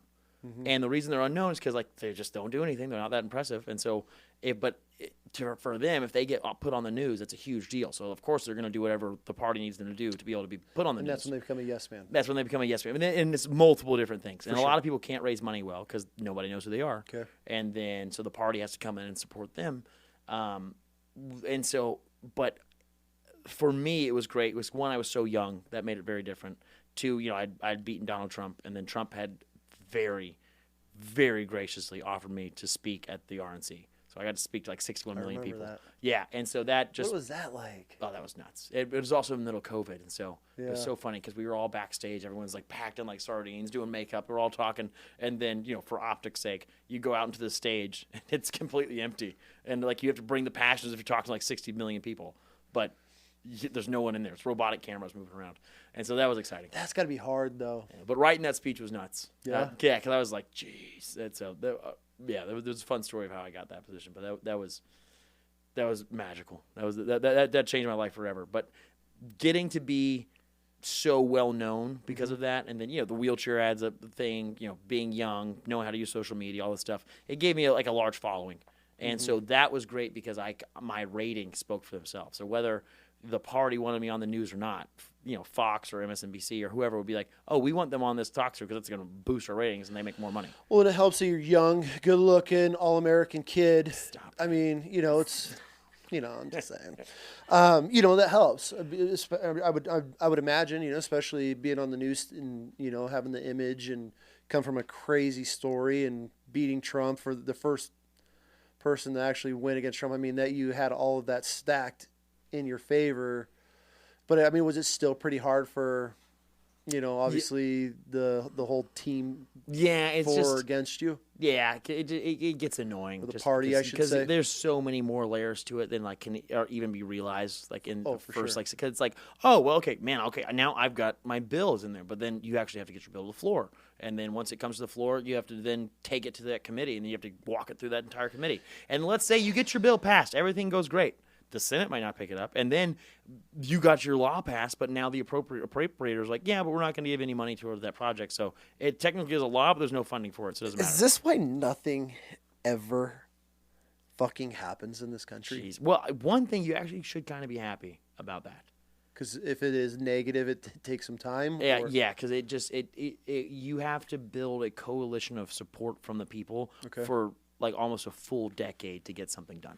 I mean, look at abortion. Yeah. And so that the reason Roe v. Wade was being able to be overturned is because we built a coalition for it over, you know, multiple Years. decades. And so a lot of things take a lot of time, but unfortunately, the reason why it seems like we've gone so far left as a country is because for like 60 years, the Republicans were just a bunch of pansy cowards who were like, oh my gosh, the news doesn't like me. Well, you know, if I capitulate on this one issue and back up 1 inch, maybe they'll start saying nice things about me. I'm like, who the fuck cares? Who cares if they like you? They're never going to like you. And so, but because of that, we have capitulated and bent the knee, you know, an inch at a time. You know, not When the left is taking an inch at a time. taking an inch at a time, Little wins. going for 60 years. Yep. They've played the long game, and Yep. so now we have a generation of people who are like, oh, I know how to. Like we're not capitulating. I don't care what you say about me. And also, it's because there's non-traditional media, like this conversation we're having right now. Like it can be pushed out to other people. You don't have to only go through traditional media. Yep. So, yeah, Which helps a lot. yeah, big time. Helps a lot. So now that when you get in, I mean, now you're learning the ropes and I mean, is it as exciting as you thought it was going to be, or was it more or less? I mean, now that you're, a congressman and the youngest. 30% of it is the most boring, monotonous stuff you've ever done in your life. Because, like, being in a committee sometimes, you know, you just have to listen because everyone needs to say the same thing for their base about whatever issue. So, there's like 24 people on a committee. Yeah. And so you will listen to 24 people in a row or 12 people on the left give the exact same speech over and over and over again because they need to push that clip out to their district. Okay. Of them saying, "Oh, well, asking you the tough questions," but everyone in the country wants to hear the exact same tough question if they're a Democrat, and same for a Republican. And so it's sometimes very monotonous to just listen to the exact same thing be said over and over again. And then to also sit there and know that this person just sat down and, they purposely didn't tap in to talk until their staffer brought them a speech to read because they didn't write the speech. They don't even know what they're talking about. And so they just sit there, oh, well, now I'm going to read this. And it's so you're just like, you're just dumb. Like, you don't even know what you're devoting on. You have no idea what you're asking. Your staff knows that you need to say this to be reelected, and you're just stupid. And so that's annoying. Once you got in, what was the negative side? Because, they're going to find everything. Yeah, if they can't find anything, they'll just make it up. How is it dealing with that side of politics, knowing skeletons or not, they're going to fabricate, find, dig up some kid from 6th grade that you said something to in the locker room? How is that part of it? The biggest scandal I probably ever had was that I was in a game show when I was 19 on a cruise, or 20 on a cruise ship, with my entire family there, but it was a game show on the cruise ship. Mm-hmm. And anyways, they found pictures of that, and they can just edit out a bunch of different things and make it look really bad. And so it's just so stupid stuff like that.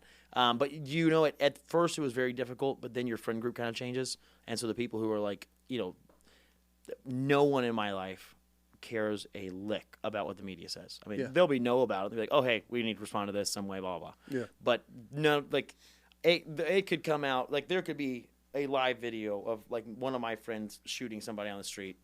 And then I'd be like, I'm sure there's a way better reason than whatever the news is saying about that. For sure. Everyone in my world is very slow to judgment. I know you as a person. I know who you are. Mm-hmm. So obviously the media has an objective. And so does it get old? No, at first, when you lose lifelong friends and people you've known your entire life, that's really difficult to be like, wow, you think that of me? You know me, dude. How could you think that? And they're like, oh, well, there's a sheep. But then once your friend group changes, you're so bulletproof. Did you lose a lot of friends and people? Not me so much, but my family definitely adjusted some friends. Oh, I'm sure, huh? Yeah. That's the hard part, is when it affects other people in your life, family, especially if it's not people who are directly involved with your political career. Yeah, and it's just you're just attacking them just to mess with me. Yeah, that's just so annoying. And so, which is why Nancy Pelosi does so well, because Nancy Pelosi isn't gonna, if you don't vote for her bill on the left, she's not gonna fund a primary opponent for you. But your little cousin is gonna lose her job as a nurse at a hospital, or the union's gonna shut down an entire operation. Your uncle's hometown's gonna lose all their business, and it's wow, that's brutal. That, you're going after everything. Yeah, she's evil. Yeah, but as an operator in politics, she's a lot to be respected there. She's a master. Yeah, well, she's a master class. But you know what?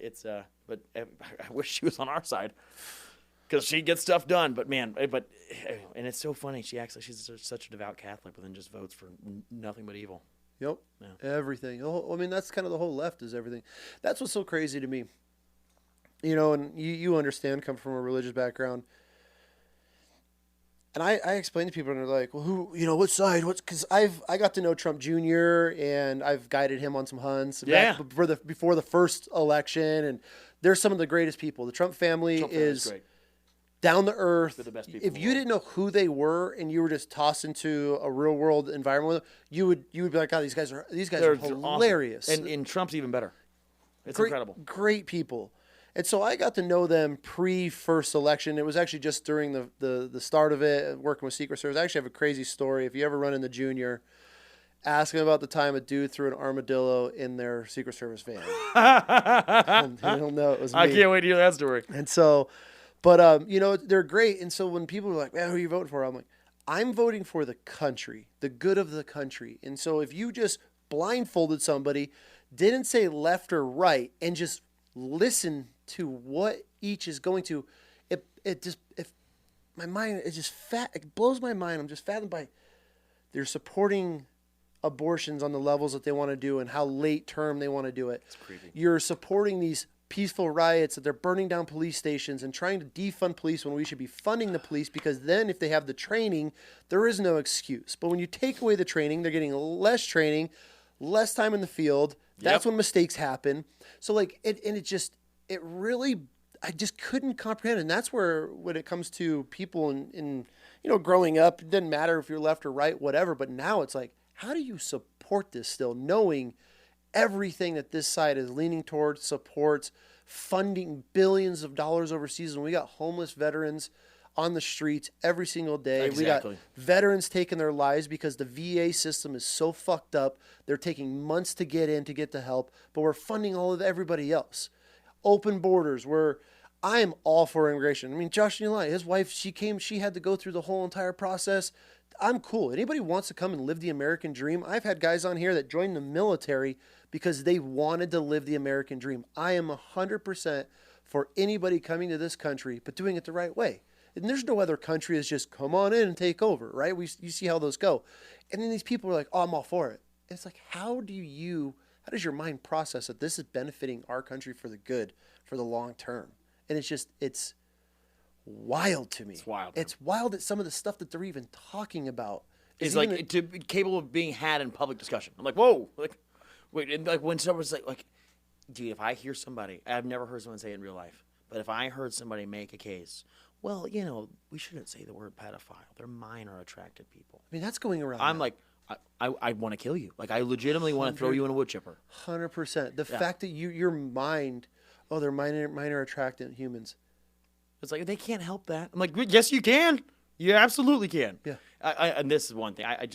Everyone talks about the things that they can't help. We're just such an overly diagnosed population. For sure. Yeah, everyone's like, oh, well, I've been diagnosed with anxiety. I'm like, okay, so you're like afraid of a situation. Doesn't mean like everything in your life is going to make you anxious. Like, if you believe that, it absolutely will. Yeah, well, and then you see these people at these protests, and they're like, I suffer from this and this and this, and they're listing all this shit. And it's like, and then I'm like, how many drugs do you take accompanied with those? And I'm like, do you realize that you're just a paycheck to these people? 100%. 100%. Yeah.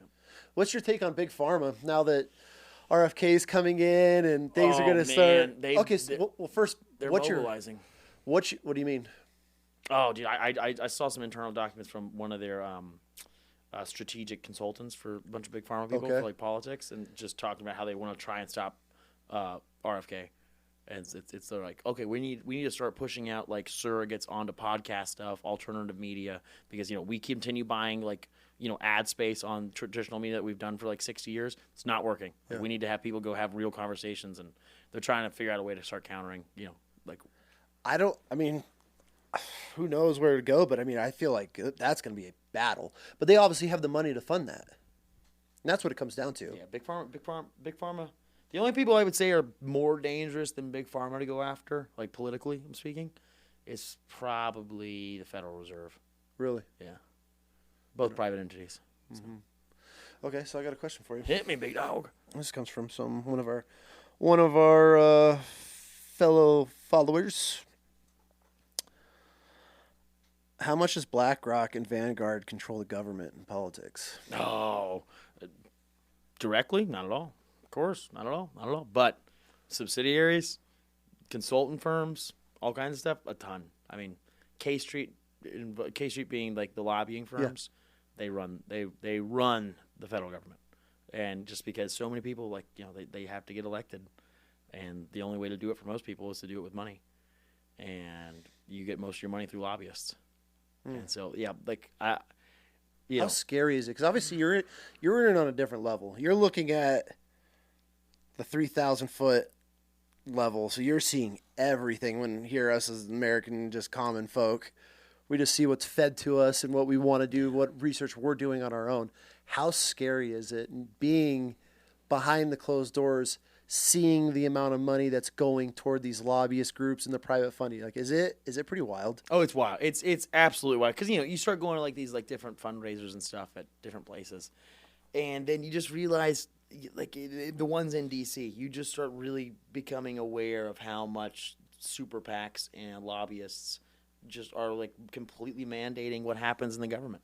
And it's the revolving door of Washington, D.C., where people will be on the Hill for a little while. Then they'll go work, they'll get to deputy chief of staff or like legislative director. Then they'll go work for a lobbying firm, and then they'll get their chops up there. But then that lobbying firm will give them a mission.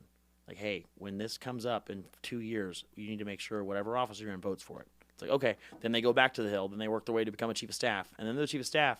And then they're just like, they're sending their vote recs to the congressman. And he's like, oh, by the way, vote for this. And then as soon as that happens, they leave that office. And then they go back. Now they're like a senior partner at this place. And they're making $600,000 a year. Oh, shit. And because they just help get past, a $19 billion package or something. And so that's where you start really realizing, like, they're not just trying to, like, buy favor of a congressman. They're trying to, like, manipulate a congressman and not even know what's in the bill. For sure. And it's crazy how it all works. Okay. Careful with that. I am being careful. So. Is it going to jump? No, I've had people, when they go to pull that sheath off of it, they run their fingers down and have gone to the bone. So the story with the spear, nobody even ever notices it, but my kind of dumbass, we were down in Texas doing a heli hunt, and we were doing a video, and I make this joke like, man, if somebody ever made a spear, I'd jump out of a helicopter and spear a pig with it. And this kid, I wish I remembered his name, his Instagram, I'd love to shout him out right now, messages me, goes, I'll make you one if you promise to jump out of a helicopter and spear a pig.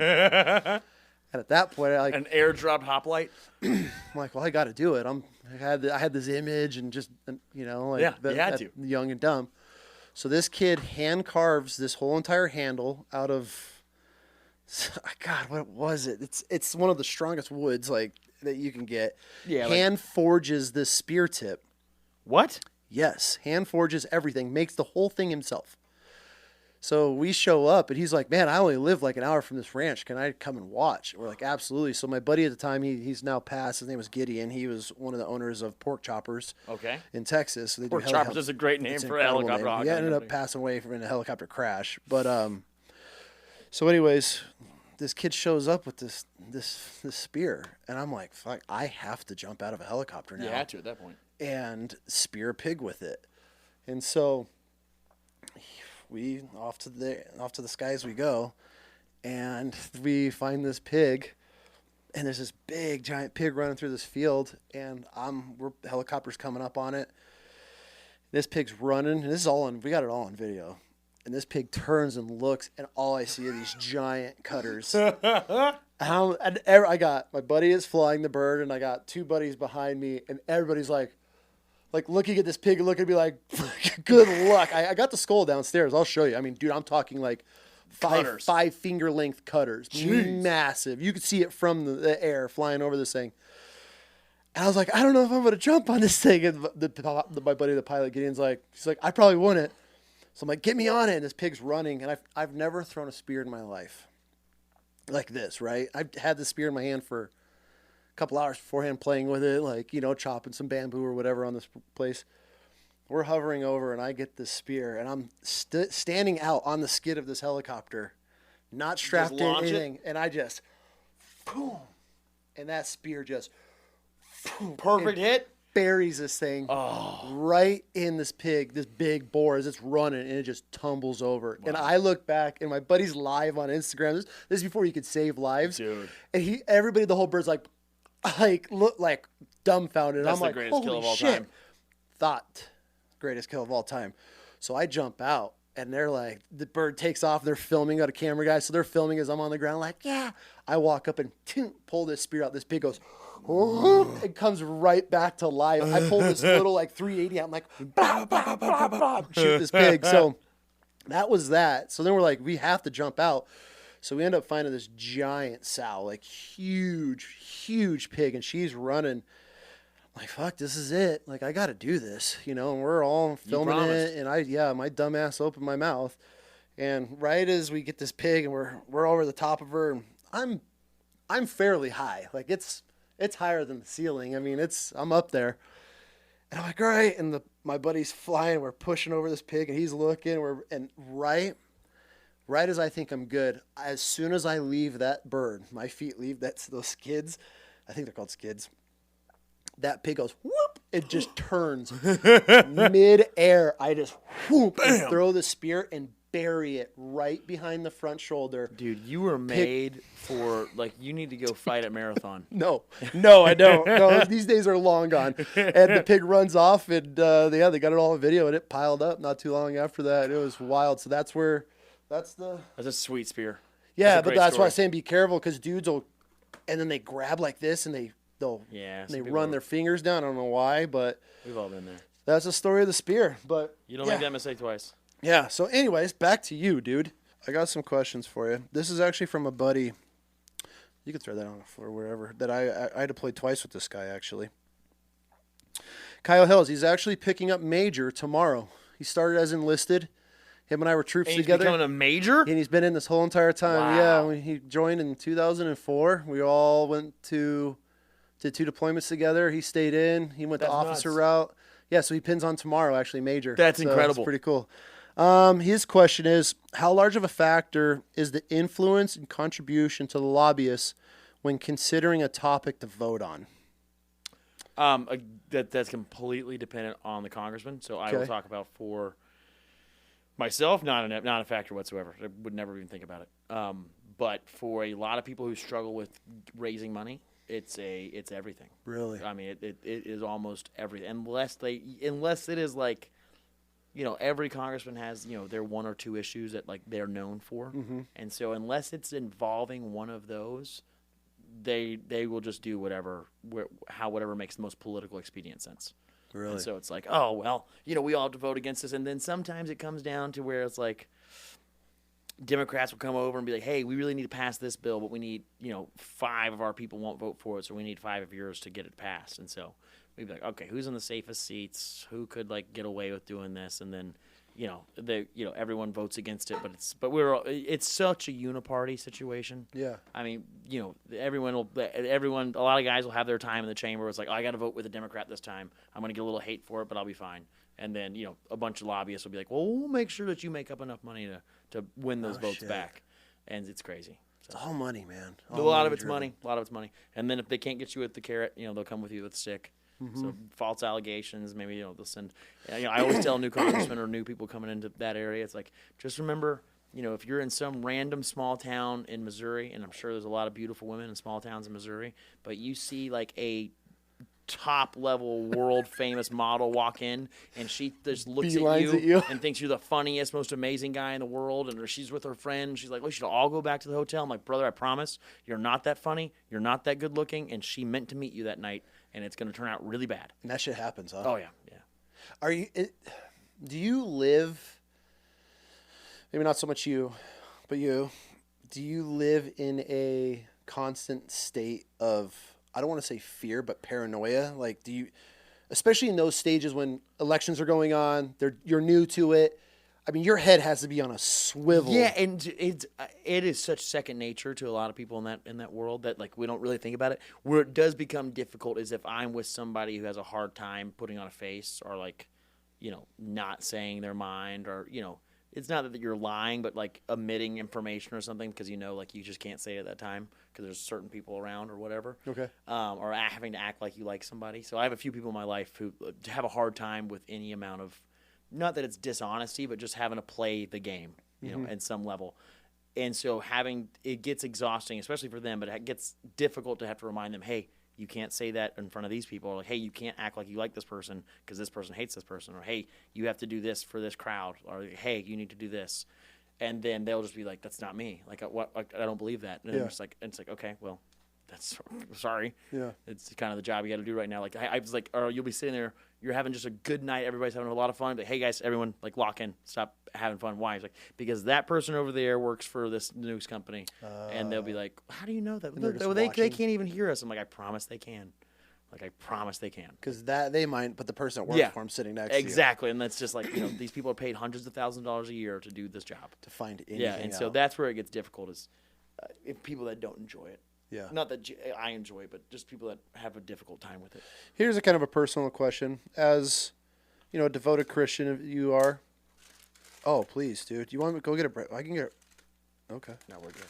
That works. As like a devoted Christian to, being who you are in your background, do you find yourself in any moral dilemmas, like having to lie, or is it all for the greater good in a way? Like I don't lie. Okay. Yeah. All right. A lot of people do, but just That's just being. Sometimes you gotta be. The difficult part Is it hard not lying? Yeah, that's where it gets difficult. Is you have to figure out tactically how to get away with something without sinning. And so it's like, geez, if I could just lie, it'd make it so much easier. But that's the price you got to pay. No one ever said being a Christian's easy. No, for sure. Can we take a second? Fuck, I'll tell you. Oh my God, that's amazing. Moist, huh? I know that word drives some people nuts, but It's moist, brother. That's amazing. do you want like a? You gotta do you get a want like bite a of this, slice? man. Text mom to bring No, up a. no. Oh, Just- dude, you got to get a slice. Like, you got to get the guts of that thing. That's where the Nutella is. Oh my God. Sure, you want us? We can cut it up for you real quick. Text mom to bring up. This is so good. It's okay. I don't need it. That's All right, fine. you sure? This is just really All right. good. We were gonna start a podcast called Breaking Bread, where we just Brett and I just every night break a new loaf That's a and, great idea. and just have people on. And then you can make a highlight reel of each first break. Oh, You're the first person to just cut into it on an episode. I usually just send them home. Yeah, I support it fully. I hope you do. Yeah, Have you tried this stuff? yeah. My God. That's why I'm on a diet. Our house is full. We call it getting sourdough'd out. Sourdough out? Because Are you sourdough out?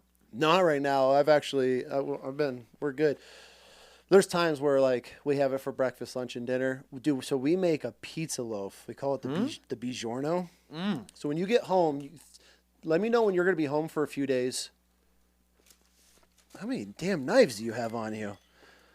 Let me know when you're going to be home for a few days, and we'll send you a Bigiorno. Send me a Buongiorno? Pepperoni, Oh, yeah. mozzarella with herbs, like pizza herbs. Bro, you warm it up. It's a whole meal, and then you dip it in mozzarella sauce, like a marinara sauce. Fire. It fucks. Let me just say that. That sounds like so much fun. Yeah. Dude, God, send one. we have a white chocolate. I'll send this to your chick. She'll forget everything. She'll forget about your tattoo. Brother, it's gotten so much worse during this podcast. It's gotten so much worse. Let it ride. Let it ride. We'll send her a white chocolate raspberry. Cut it up. Make French toast with it for breakfast. Slice some strawberries on it. But that one right there, dude, you slice that, put it in a cast iron so it gets crispy and it melts the chocolate and everything there. Peanut butter, sliced banana, honey on it. Pre-workout, Jim. Gym workout right there. That sounds incredible. It is. Dude, I'm a fat kid. Dude, we should make that here, before we leave. Do you have a banana? When are you leaving? What day are you? Are you talking about using this bread? Oh, and yeah. Putting peanut butter on it? You want some? I don't know. Yeah, let's just say yes. Is Mom here? This is the wildest. This is a wild chaos. So I heard a story about you. Oh, dear God. It's actually, I want to verify if it's true or not. January 6th story. Had a guy reach out that I know. He lives here. He's a local guy. National Guard. They had him living in the garage, sleeping in the garages there. And they said that nobody gave an absolute fuck about the National Guard sleeping in the garage. And this congressman ordered him a bunch of pizzas, and it was you. Is that a real story? Yeah. So, because imagine, most of these National Guard guys are, young men. And, they had come in after January 6th, and a lot of them were sleeping all throughout the Capitol at night, and, just because there's nowhere for them to be. But, sleeping marble floors, there's couches all over the place. Mm-hmm. Everyone's just kind of chilling. And then I remember one day I see so many different states' National Guards just lined up in formation. Because imagine, what does a 19-year-old National Guardsman want to do more than get in full dress uniform and go stand in formation and listen to 6 different congressmen come give a speech? So then they take a picture with you. Be like, I was with my... And so anyway, I remember they asked if I wanted to speak to the North Carolina National Guard. I was like, absolutely not. We're not going to make these guys go stand in attention to hear of some random politician. It doesn't sound fun at all. And so anyways, all these guys get all these pictures with them. Everything's great. Then the very next night, they said, okay, no National Guardsmen are allowed to sleep in the Capitol anymore. You all have to be remanded to a parking garage. And, there's a ton of them. And all forced to sleep underground, like six levels of parking garage, different levels, with one bathroom. Really? And I hear about that. So I'm at dinner, it's just we're at like a nice restaurant. We got a couple of our couple advisors there, and I'm with my chief of staff. And I get a call from my buddy. Just a big shout out to my buddy Benny Johnson. Get a call from Benny Johnson. He said, Madison, I just heard from one of my friends that his brother is in the National Guard, and they just forced them all to go into sleep in the parking garages. And I was like, what? No, first of all, it's freezing outside. Yeah, and it's even there's colder one underground. bathroom, and then it's just fumey, and it's just bad, Yeah. and it's just awful. And so I hear that, and we're at this nice restaurant, and I look at my buddy Blake, and I was like, pay for the dinner. He's like, okay, so I go outside, and we call every Papa John's in town that we can find. And I say, make as many pizzas as you can for like the next hour. And they're like, why? We told them why they were doing it. And I got to give a huge shout out to all these Papa John owners, franchisee guys, because they started going to work. So we made hundreds of pizzas. Really? Took a pickup truck. We filled the pickup truck with all the pizzas. Then we drove to this parking garage where they were at. A bunch of National Guards guys outside. Obviously, someone's doing watch. And they're like, hey, sir, you got to stop. And I'm just in normal clothes. Not like in a suit or anything. And he was like, yeah, you can't come in. I was like, oh, we're trying to drop pizzas off for the boys. And like, I'm sorry if you don't have like the right stuff. And some officer comes over trying to talk our way through. And I was like, okay, like I hate being a dick, but I definitely outrank all of you. I'm a fucking congressman. I was like, get out of my way. And the guy was like, you got to have permission and blah, blah. And I was like, I was like, son. I was like, this guy's like 10 years older than me. I was like, son, if you don't open that gate, I was like, I'm going to get my wheelchair and get out of this car, and I will put my member pin on, and we will call whoever's in command of you. And he was like, okay. And so we go in, and then we drive in, and, there's no vehicles in it because obviously there's like hundreds and hundreds of National Guards. Are they just sleeping on the floor? Or do they have cots? No, sleeping on the floor. Sleeping bags or just right on the I don't remember. I got pictures of it, but I don't remember any sleeping bags or anything. No shit. Yeah, it was fucked up. And so anyway, so I hop out and no one's paying attention, and so I just kind of like I just yell. I was like, "Hey, I heard they kicked all your asses out of the Capitol." I was like, "We brought you some pizzas." And man, I've never had 2,000 friends so fast in my life because they were there for months after January 6th, and so it was awesome because they were being really strict to everybody, but now they all liked me, and I was like, if anybody wants to come sleep in my office, you're more than welcome. Really? And so yeah, so we had a really good time. Then we would make them different chili nights and have everybody come by, and so it was big. It was a lot of fun. But. See, I feel like it's the little things like that, for you, especially being a younger guy, and you have all these career politicians that are sitting there watching and don't give a shit. And, yeah. I mean, that's what separates the Cranes, these guys that are actually making a difference, trying to make a difference, because it shows like, okay, hey, I truly care. You didn't have to do that. Right. I don't know if it went political or was on the news, but I heard that from a buddy of mine. Was like, man, this guy, this is what he did for us. Dude. And, yeah, and that was a pretty fun cool. night. I wanted to verify and make sure that was a cool story. Yeah, it was my most fun thing we probably ever did was going to 8th and I. Really? The Marine barracks up there. Mm-hmm. So my grandfather used to be on the silent drills team there, and so like, his name's like on a wall somewhere. So anyways, so I'd gone to see it, and then the comment on the Marines like, oh hey, you and your woman should come here, and like we'll honor you guys that night. So we had to have this like cool seat, and they just did like the whole show they always do with the silent drill team, and then I got to do the blood stripe ceremony for a bunch of guys getting E4. Did you? Yeah, and so that was really fun. That's tradition, man. Dude, that was awesome. How did you pin them? I just handed them to him and handed them the thing. Okay.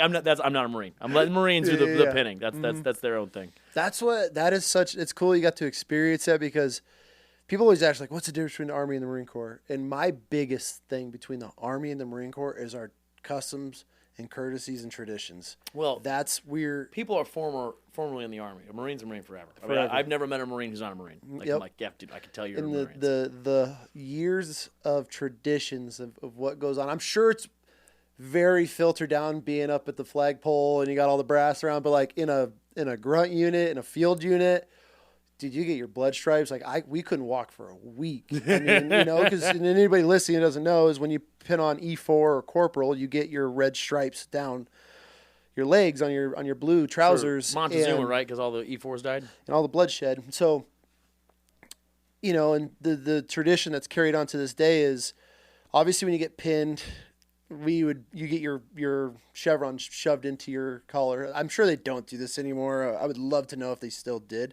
So you get those pounded in, and then every corporal and sergeant come out, they pull them out of you. So they pull your collar back out, they slam them back into you, and then they hold you on their side, and they drive their knee straight into your thigh as hard as they can. Dead leg. And dude, if you have 10, 15 NCOs in your platoon, every one of them are taking their shot. And I know a lot of people are like, I would never. That was just the Corps we were in. Like, Oh, yeah, dude, that's the you didn't best. say you were never. Like, you didn't. It wasn't an option. Yeah. And so that was getting your blood stripes, and it was a pretty cool thing because you're considered an NCO at that point, even though you don't have shit for say, and your opinion doesn't mean a damn thing, but you got blood stripes now, and it just looks that much better when you wear your dress blues. You got that red stripe down your The side. Marines are so cool, man. It's cool. It's Marines cool are that so you got to experience like a little bit of tradition like that. It was cool to see, man. Those are some awesome guys. As far as what's the worst part of dealing with Congress and dealing with all of that when you're just Oh, man, into just be it. like being on a date with your wife, and then just somebody coming up and be like, you're a fucking Nazi, blah, blah, blah, and just trying to, really? like, ruin dinner or whatever, or just, like, there's a planned protest, someone knew you're going to dinner, some nice restaurant, you're celebrating something, like, for your wife, has nothing to do with you, and then something Really? happens where you get all the attention, and you're like, I want to be invisible, I'm literally just here to support her, and that sucks. Yeah. Or just anybody that's in your Does life. that take a toll on your relationship? Yeah, I mean, it depends. Some women are really like some spouses, men and women, are just like really well made for that world, Yep. and they are so on point with your mission Yeah. that they're like, it's like they're both a congressman. Like it's like that couple is a congressman. They're powerhouse for it. Yeah, and they are freaking. They love it, and they're like, oh, this is all for it. But then Mm-hmm. there's a lot of people who are just like, oh my gosh, you have to do this. Somebody else can do this. It's like no one else can do it. No, you're the Yeah, face. and so it just depends who you're with. So January 6th, where you were on the floor. Yeah, I mean, was getting prepared. I actually spoke at the rally. Yep. So I was the only congressman to speak. So I spoke and then Shocker. physically rolled all the way back up Pennsylvania. Which I'll tell you, rolling down to get there because we were like we had votes coming up to for what was going on January 6th, and we were like, dude, okay, we only have like 20 minutes. And I was like, I got to get down and speak. But all the roads were so shut down. We're like, oh, dude, there's no vehicle that's going to get us there in time. And I was like, fuck it, we're walking. And so we physically just rolled down. But there's like the roads are filled, but it's like the sidewalks are just all filled. But the main Pennsylvania Avenue was completely open because it was shut down. And so, anyways, I just looked at this one Capitol Police officer. Was like, open that gate. He was, sir, I can't. I was like, do it. And he did. So me and two of my buddies just like, at probably probably 10 miles an hour pace. Yeah. Just went down this thing. And so for like 20 minutes of going down there, it was just like applauses on both sides. People were like, yeah. So that was really cool. But then gave a speech, then went back. And then then go I was all about the way back up that grade. Yeah, that was fun. But then I was about to lead the debate for contesting Wisconsin. Okay. And then all of a sudden, I saw all the Capitol Police guys get really straight backed. And you can notice when someone's like, for sure. everything changes. And I was like, what's going on there? And then I saw like a bunch of radio comms going on. And I was like, that's interesting. And then, anyways, then we were like, then I heard over somebody's radio that somebody had made it into Statuary Hall. So in my mind, there was some tall, lanky, fast kid who had juked somebody out and ran into Statuary Hall. But then next thing, then we started hearing all the doors are being banged on. I was like, that's weird. And then, but I will say, on that day, front 100, 150 guys, definitely not MAGA people. Like, I don't know. I don't know who they were. I don't know if they were just. You don't think there were 3-letter agency guys in that crowd? Oh, there were 78 of them. Yeah. There were 78. Yeah, 78. This has been proven. Yeah, it's very proven. So what happened to all like the emails and the messages? I mean, how did all that get deleted? Oh, dude, that's that. What's your take on that? Well, we're starting to get into a world of espionage and trickery. It gets muddy at that point. It gets muddy at that point. I get you. Who did what? I get you. What do they allow? But I mean, it's obviously known, and a lot of people still deny it, that there weren't guys placed in that crowd to. Yeah, I mean, like there were 78 human contacts like that work for the FBI in there. So That's wild that our government's doing that type of shit. yeah, and like the real like protagonists or like antagonists in the crowd, there were maybe 150 of them. So half of them were FBI. So, because I mean, there's so many videos of people like, no, like screaming, like, leave it, don't do it. But you got to think, man. Like, first of all, the front doors to the Capitol building are missile proof. They're designed to take shoot an RPG at it. You're not opening the door, and they're completely magnetized. All you have to do to secure that building is shut the door. Push a button. If the door is shut, everything's fine. And then there's a CERT team right down the hallway, like from the front door. And then you see a guy run in. He looks up at the camera and then points the door. and then tries to open it and looks at the camera and then points at the door, and then you hear all the mag locks go, and then he opens the door, and then everyone just files in. And if you see people just walking in, you see Capitol Police escorting people around, you would think everything's See fine. my high five and dabbing it up. It's nuts. So That was a wild time. Did you ever like fear for your life? never, not even close, not even close. No, No shit. not. It wasn't. Yeah, not in the slightest. It just wasn't wasn't one of those situations. What do you think about like the FBI and everything gonna get a makeover? You think I think I think that is the most necessary thing that can happen. I think Tulsi Gabbard's the most important nomination that Trump's made. Really? Yeah, for the cabinet. Just reforming our intel community is the most important thing. It is way past beyond needed. I mean, they've had free reign to run rampant through this country and just lie and like manipulate and they're cruel, they're evil. It's wrong. So, yeah, brother. Well, man, any of the last big questions? Let's start. Yeah, we'll wrap this up. I got one last question for you. We'll see how you don't have to answer this one, but this is a question from the veteran community. Oh dear. What's it like working with a spineless coward like Dan Crenshaw that turns his back on his community? Oh! Dan and I don't see eye to eye, which is funny because he only has Shocker. one eye. Yeah, but I can't stand it. I will say, so there's a few congressmen. There's one guy who's got no legs. Dan, he's missing an eye. And I'm in a wheelchair. There's a couple other guys. And so, anyways, we'll sometimes make other congressmen feel so bad if they'll, like, bring up something about a disability. Like, we're disabled. And then all of a sudden they're like, whoa, what? And so, Dan and I politically don't see eye to eye often. But we have a very good working relationship, like, as friends. Like, he makes some damn good merchandise. I'll give him that. And so, like, he made a bunch of Christmas sweaters one time. I was thinking about making Christmas sweaters. And so I ordered a Christmas sweater from his thing and, gives him money to his campaign. But anyway, so I got that Christmas sweater at my house. And then, anyways, I was going to the Trans-Siberian Orchestra, and my buddy who had, like, set up all the tickets, his wife was like, oh, we should all wear, Christmas sweaters. And I was like, I'm in Florida. And I was like, I don't have any sweaters here. Yeah. And then I start looking for a Christmas sweater, and I find a fucking Dan Crenshaw Christmas sweater. And so that's what I wore to the thing. So I called Dan. I was like, hey, you're going to laugh really hard at this. I'm wearing your sweater tonight. And I was like, I just got it for research. Yeah. But yeah, so it's a bummer. It's kind of a bummer to see, like, especially being a vet in the SEAL in that community. Like some of the decisions, I don't understand some of the decisions. When I threw it out there, I had a lot of people like ask about Dan because he's always under some sort of fire. And making some stupid ass decision that doesn't line with everything. But yeah, you didn't even have to get into that. I just thought it'd be hilarious to get your opinion on. Yeah, man. I get it. Yeah, we've had some pretty massive disagreements in the past. I feel a lot of people have with him. Yeah. Well, dude, I don't know if you want to get into what's next for you. We wrap it up here, but I appreciate. Well, brother, it's been an honor, man. Yeah, dude, I've loved it. Thanks for taking the time. I know we got a party tonight to get you ready for and It's get you gonna back. Be a good time. Yeah, and so, but we'll see you later, and we'll get you hell out of here. We'll get you some bread warmed up. We'll be back on again. We'll do this. Dude, we ain't going anywhere. Anytime you roll through town, man, I'd like to catch up and see where you're at. All right, man. How everything's going in life. Pumped about it, brother. Thanks, dude. Thanks. Congratulations, man. Thanks. On everything. Congrats. It's Thank awesome to see and get to know you. It's been fun. I love it. Dude.